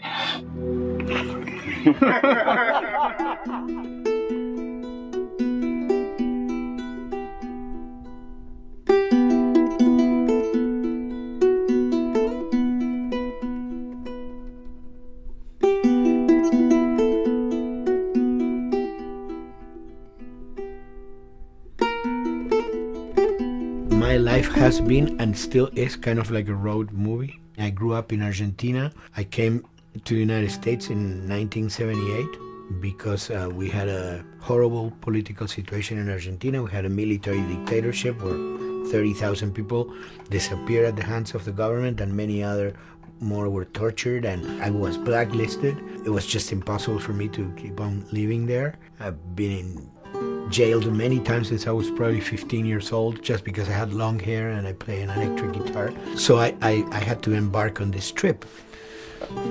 I can relate to that kind of need of movement and going to the next place and the next place and the next step. I'm always attracted to the possibility of getting involved with a project from the very beginning. I like to work from the script and talking to the director. It's never been, oh, give me a piece like this or give me a music that's this. It's just been a very high level. Here's what the story's about. Here are the themes. Go write some stuff. Since I don't know how to really read or write music, the way I produce music is actually recording it. So I like to come early in the projects, and I did in The Last of Us.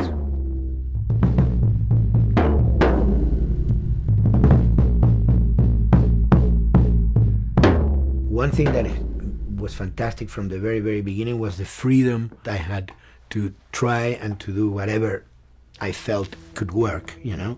As the story was still being written, you could listen to this piece of music and just get a sense of where this needs to go tonally, because the music was still inspiring the story. So that was the great thing of having the music written so far in advance. You know, at the beginning, I was going really out with some things, and sometimes some of those things were the ones that they liked the most, you know? So I really felt very motivated to work, and I enjoyed immensely working. It was this very organic back and forth experience where one element was inspiring the other and vice versa. I needed to go into some more dark places, more textural and not necessarily melodic.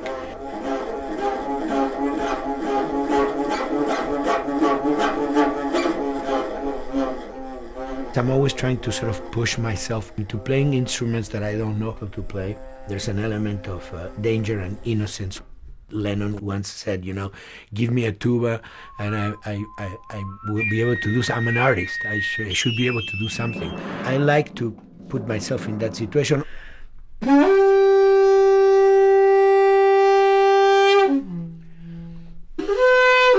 So these are just PVC pipes, the one you use, you know, in construction.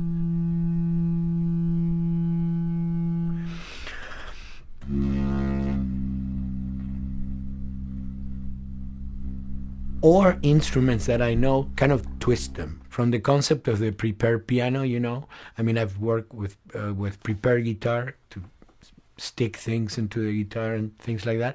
And also in The Last of Us in particular, I work with a detuned guitar. So I really tune the guitar extremely low. And the result is, you know, strings that are very loose and will produce not only sound, but produce noise. Because I believe, you know, every environment has its own sound. We have in our, you know, small studio, we have actually the possibility to record almost anywhere, including the bathroom, and we have done some fabulous recording, especially in the kitchen. When you score to picture, which is something that I don't do, then you know what you're going to expect.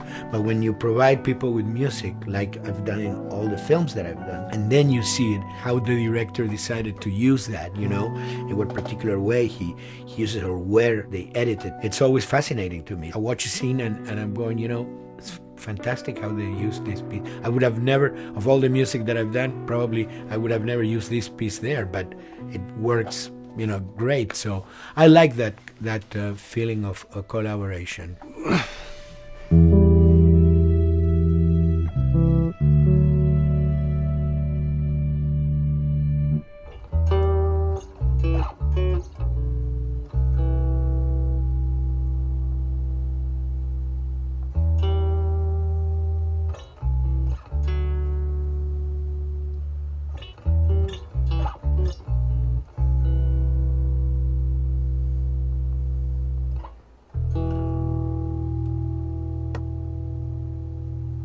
I think, you know, the guys also that work in programming and adapting that music to the game, they should share a lot of the credit for the end result. In the beginning, there was silence. Yes. Then they hired sound designers. Then they regretted that decision.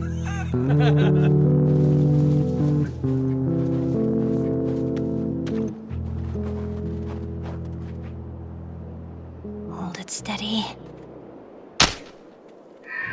Ha! Got you! In a much quieter environment like that, we really had to fill out the soundscape with much more natural sounds, much more detailed, delicate sounds. The tension comes from the lack of sound, in a way. Your brain is thrown off because where I expect to hear buses and crowds, all of a sudden I hear wind and leaves rustling. Again, it's creepy and beautiful at the same time because it's almost like I'm going on a hike, but I'm in a downtown area.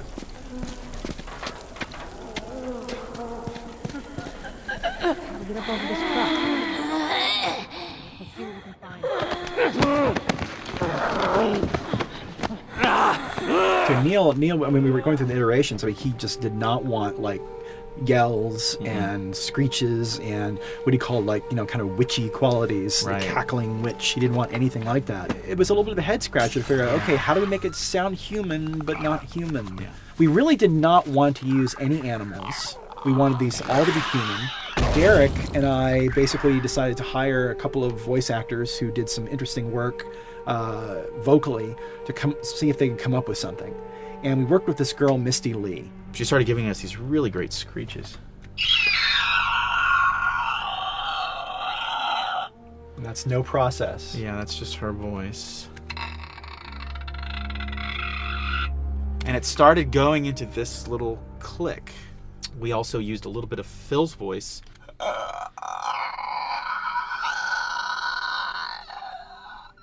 We'd combine that also with an occasional Derek. That's just me, you know, moving my tongue. And what that kind of did was it sort of grounded it all, like maybe in the mouth area, the wetness, all that kind of stuff. And it adds a nice texture, actually. This is a composite of all the bits I just told you about.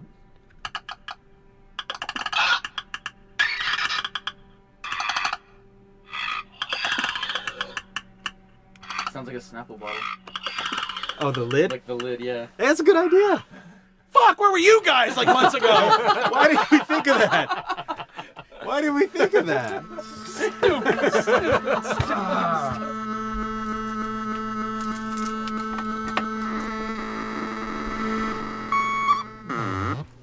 Viewers at home, you're probably wondering what this is. Let me tell you. About 10 years ago, I saw this Synthy A suitcase synth. I wanted to get one. This finally arrived in January, just in time to start using. I thought, well, what can I do with this?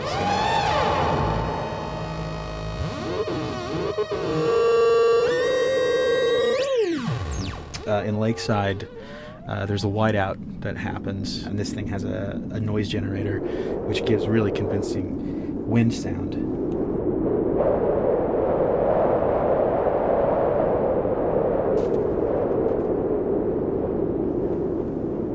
The military still has technology. There's sirens and alarms, so I wanted to try some new concepts.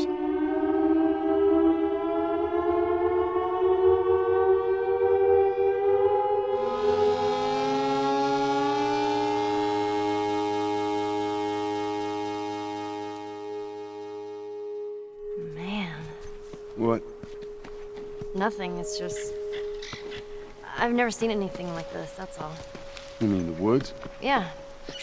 Never walked through the woods. It's kind of cool.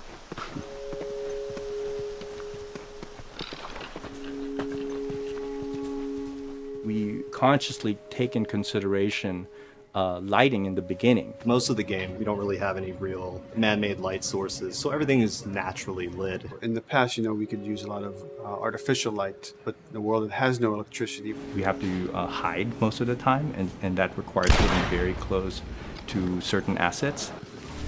Just stay back.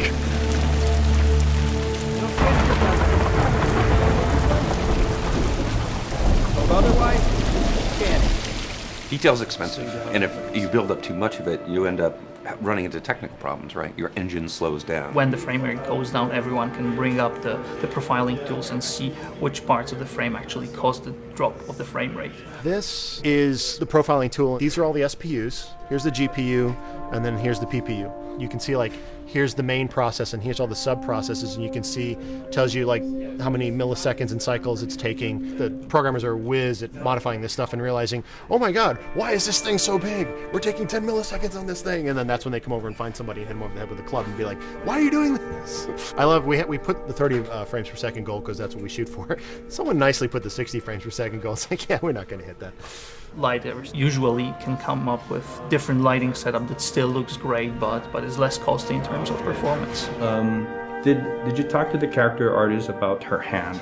So her face is getting a lot of spec, but then her arm is just like bone dry.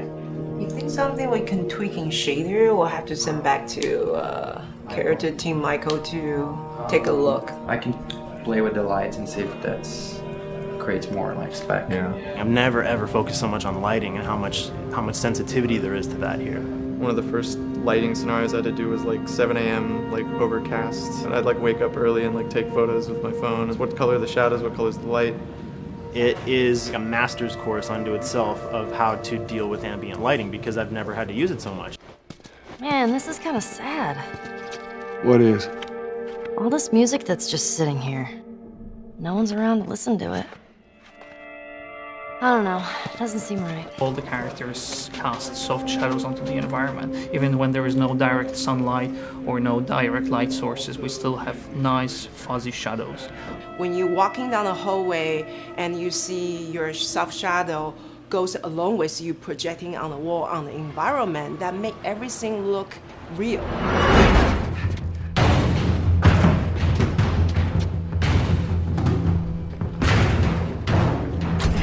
Follow me through here.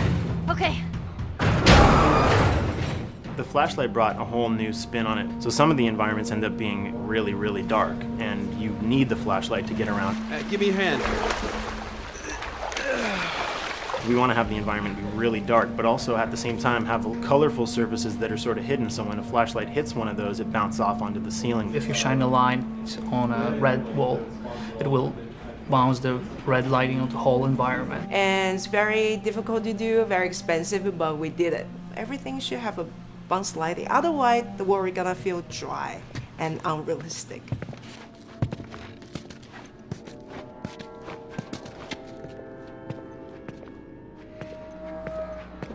I guess this is where the assholes sleep. I mean, slept. This engine is really driven in a way towards a very high level of cinematic control over each frame. And hopefully, if we achieve our goal, you'll see it is beautiful. There are these truly beautiful moments amid all this chaos and destruction.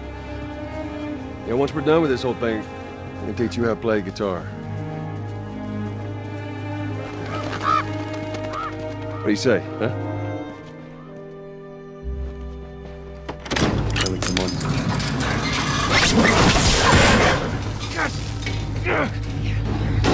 I got you. Damn it, Bill. What just happened? One of Bill's stupid traps. There, that fridge, it looks like that's a counterweight. Okay. The story really dictates sort of the arc of the overall pacing. Storytelling would always want to be subtle. They would always want to keep the world grounded in reality. But gameplay has requirements where the player needs to see this thing. The player needs to immediately know the enemy is attacking, that this room is dangerous, that this room is a puzzle that you have to solve. What are the things that we can do on the joystick to make you feel the same way that these characters are going to feel when we get to this next pinch point in the story? There's a turn in a scene that we need these characters to take, and we need you to feel it or understand that, and that means you have to play it. Sam! Oh, thank God. Keep running. Doorway, over there. Run!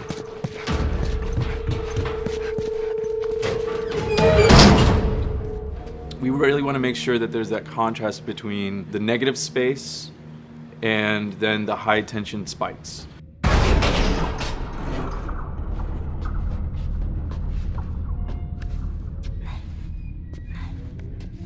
A lot of times we won't play music, or we'll play very minimal music just to let you know kind of the state, whether you're still in stealth or combat has broken out. Hearing someone's footsteps or hearing a person breathing on the other side of the door has so much tension to it.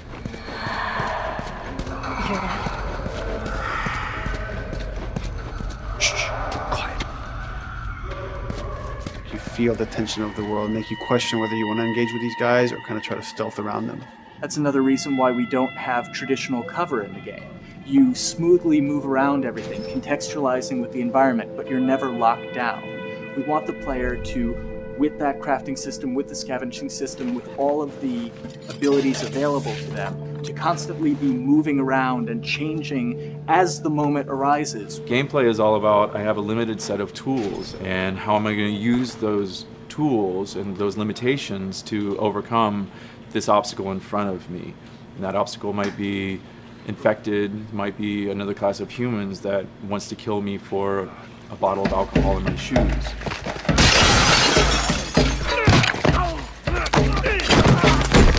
It was important for us that we don't underplay the violence, because then the threat doesn't seem as real.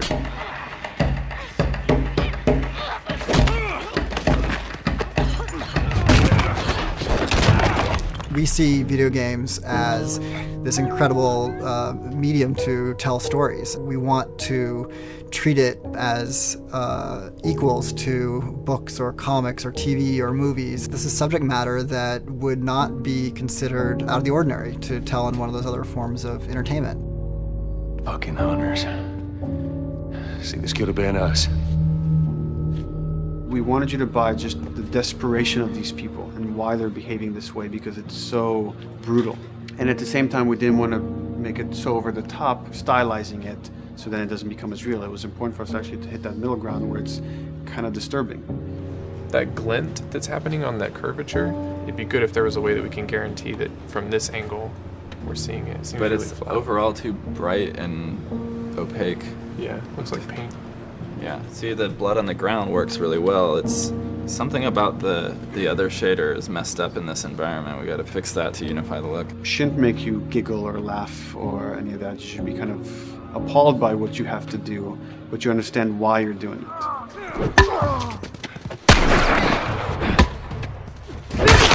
You want to feel each hit. You want to feel each concussive strike. Lives are at stake.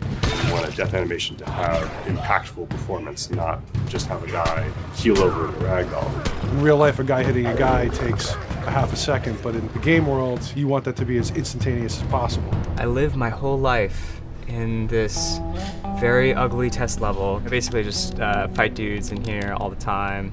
Almost every move is divided between like an intro and a swing. And one of the many things I have to end up doing is like counting frames and being like, okay, on frame 18, I want you to get out of here. I want you to be able to start moving. Every hit reaction that an NPC plays, they are not necessarily in the correct pose. When you strike them the next time, we just pop them with a 0 frame animation change, which is usually kind of a no-no, you know what I mean? Normally you want characters to blend smoothly and realistically into animations.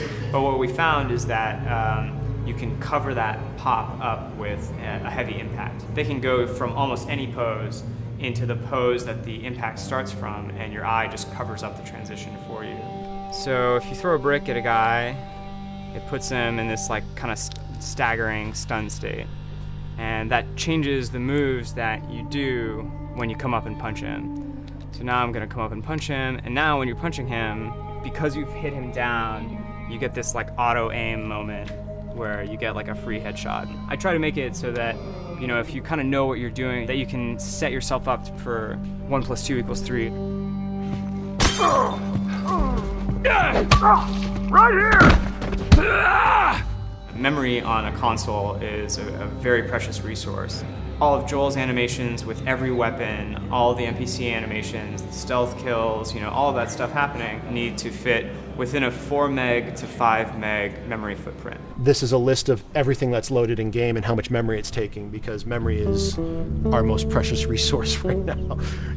So we have a level, we call it the bookstore, it's in Hunter City, and this is a zone, for example. So when I set an AI to this zone, he will never leave its boundaries. I want guys to guard this exit where you have to go through, so I'll zone a couple guys around there to make sure that they, you know, they can fight you and use all this cover, but they want to stay around this door. This is another key component of the AI, is what we call the nav mesh. This defines the overall play space of where an AI knows he can or cannot go. Hey look, that's where a cover used to be, and there's a hole cut out for it. I gotta fix that. Here's some other wonderful things. See these little red polygons? Yeah, that means they're not linking right for some reason, so that means they can't really walk through here properly. It's a bug, and I need to fix it. Welcome to my life.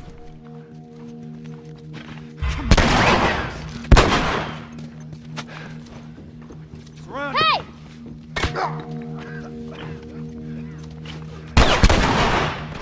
If you look at a lot of games, NPCs are usually only alive for, you know, a few seconds before the player ends up shooting them and then they're dead. We want our guys to be much more dangerous and much more threatening, which means they have to be alive for longer. They need to exist in the world for longer, which means you as the player can witness them acting out their behaviors for longer.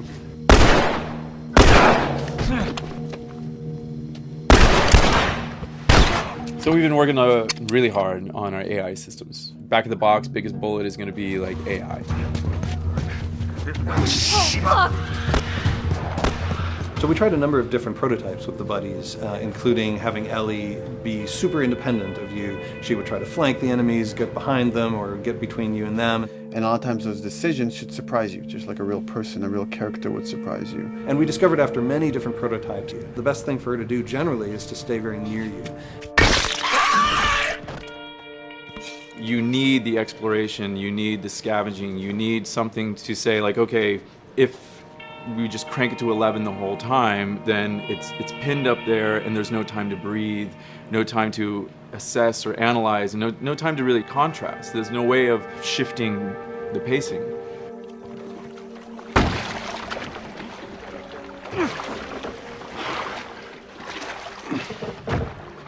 Puzzles are really weird, especially like Naughty Dog puzzles. I think they're very simple and satisfying. Most of this puzzle is strict exploration. You can see the ladder here, you can see the pallet there, you can see a clear route up to the ladder. So you're like, okay, maybe I have to get Ellie to the pallet, push the pallet over to this side, and like Ellie will climb up and lower the ladder.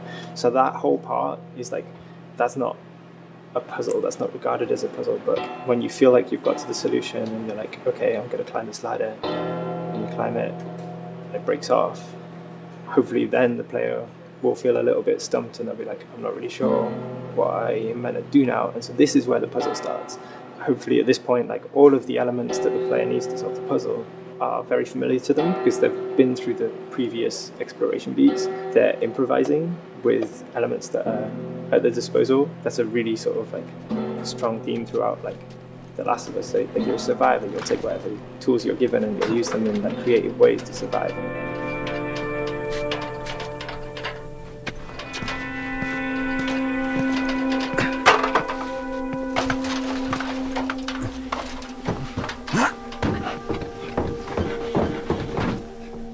We set out to create something kind of new to Naughty Dog, this crafting system. Our lead designer, Jacob Minkoff, he got this book of like the survivalist handbook and homemade munitions and all sorts of funny stuff. Just start reading about, okay, if I was just wandering around in a collapsed society, this world, what stuff that seems like I could find? Alcohol and sugar, you know, if you want to make a smoke bomb. It's difficult to balance the right amount of resources against what you think the player's going to need and making sure that the player feels like they're getting just enough to survive, but not too much that they feel like they're a powerhouse.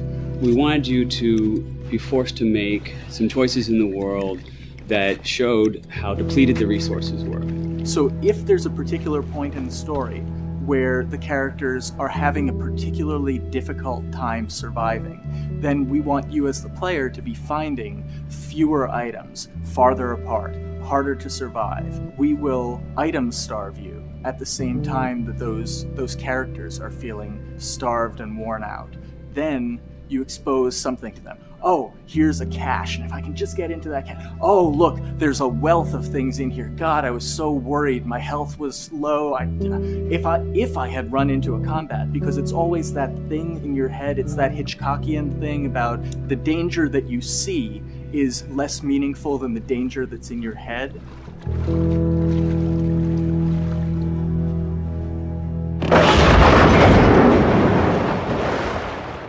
When we're designing the levels, you know, it's nice to have the stuff that we know people are going to encounter. You know, we kind of call this some of the critical path stuff. These are the things that 9 out of 10 players are going to find. They're right in the way. It's where you have to go. And then whenever designing a level, you want to have that little nook and cranny, right? You want to reward the player being like, oh, you went over here. And then you also want to have that other second nook and cranny. The player is supposed to go place a ladder here and climb up through the rest of the hotel. But what they can also do is shimmy across this area, and I place a really cool like upgrade kind of off the beaten path to reward players for exploring.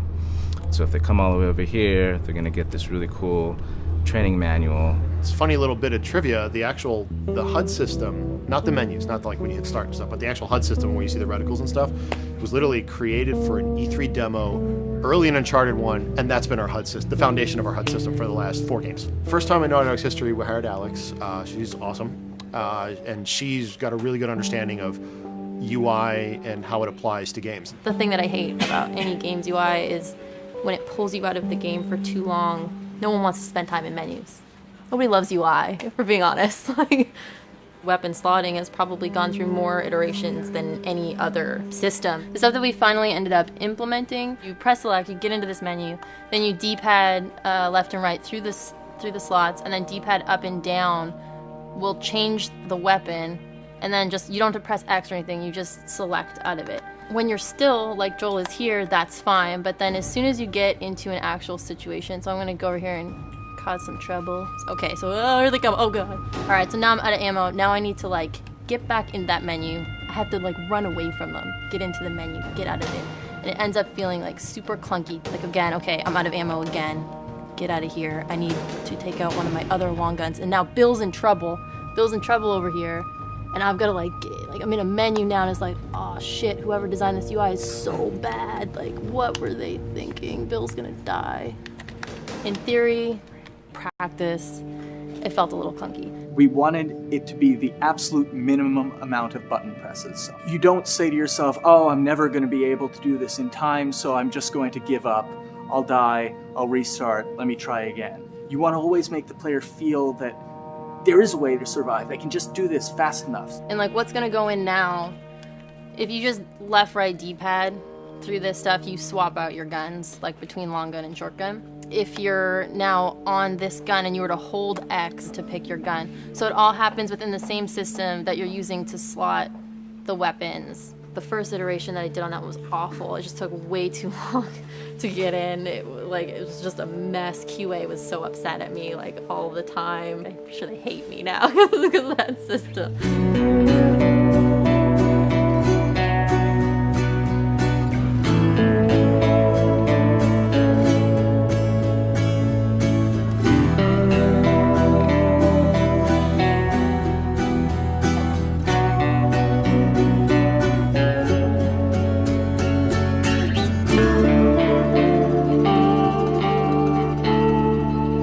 I think the way the industry is kind of maturing and changing in general, you're seeing a lot more focus and importance on refinement and polish. So having internal QA really helps. The industry is kind of changing from QA being this like tighten up the graphics on level 3 bro kind of vibe to like really being a more technical, mental, investigative job. On the publisher side, it's more reactive towards the code being delivered in a stable, controlled environment. Whereas on the developer side, especially at Naughty Dog, we are going beneath the art and the design. We're given enough weight where we can go up to somebody and be like, look, you have to fix this. Why? Come over, I'll show you. That kind of feedback, I would love to be able to say like, that was us, but it gets so diffused throughout the iteration process that you're just kind of like adding your I guess like genes into the gene pool and then just seeing what happens, you know what I mean?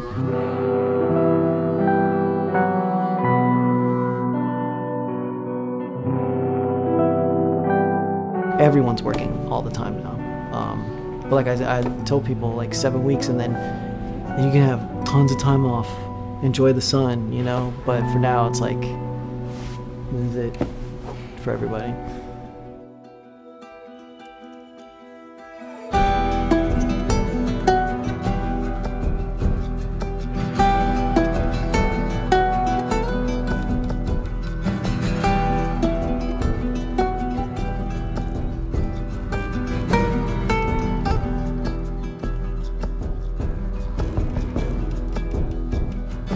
Crunching is part of making games. I feel it's human nature, right? If I'm gonna have a guest at home that's gonna come for a couple of weeks, I'm probably gonna clean their room just the day before they arrive, right? And I think it's the same thing. It's just like everything comes together at the end. I personally enjoy crunch. I think you get this like absolute laser focus because it has to come together.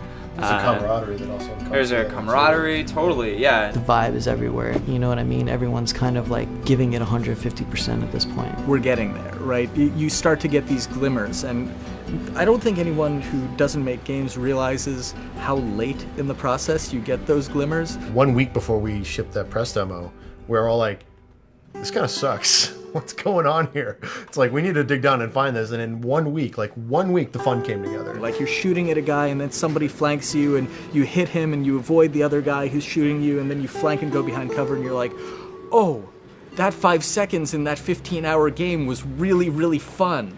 How do we make that 5 seconds happen thousands more times? My favorite video game is making video games. It is as challenging and as complex and as interesting. If we had to like try all the things that didn't work, what's hard about Crunch? It's like marching through that swamp of it not working. I mean, nothing's ever really final because you can always make something better.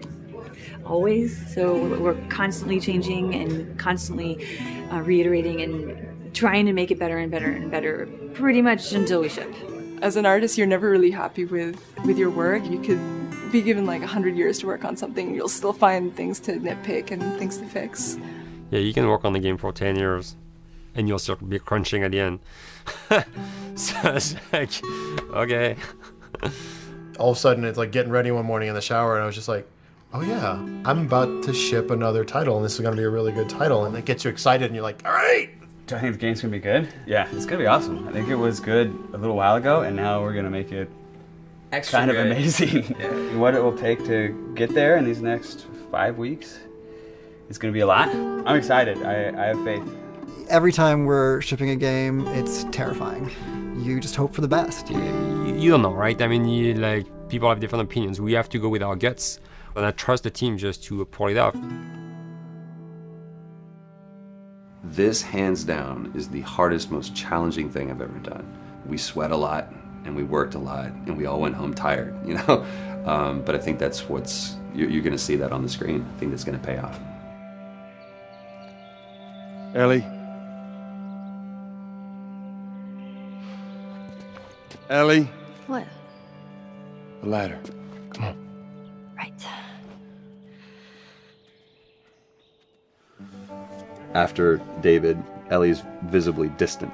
You could have done a cutscene to show, hey, you're being very distant, and she's not responding, but to also do that in gameplay to where it's something that you've done just countless times throughout the game with, let me boost you up here, get the ladder, bring it down so we can do this systemic thing, and the character responds with that, and you have to actually go over to her and go, hey, come on, the ladder, we've done this, let's do this. It's a subtle choice. Like Bruce and I talked from the beginning, is like we have these mechanics, how can we exploit them in a narrative sense? And that's one of those opportunities. I just think it's incredible that happens in-game. It's not a cinematic. It's something that adds weight to that controller when they're playing. Wow, so good! Let's go eat. Let's go eat.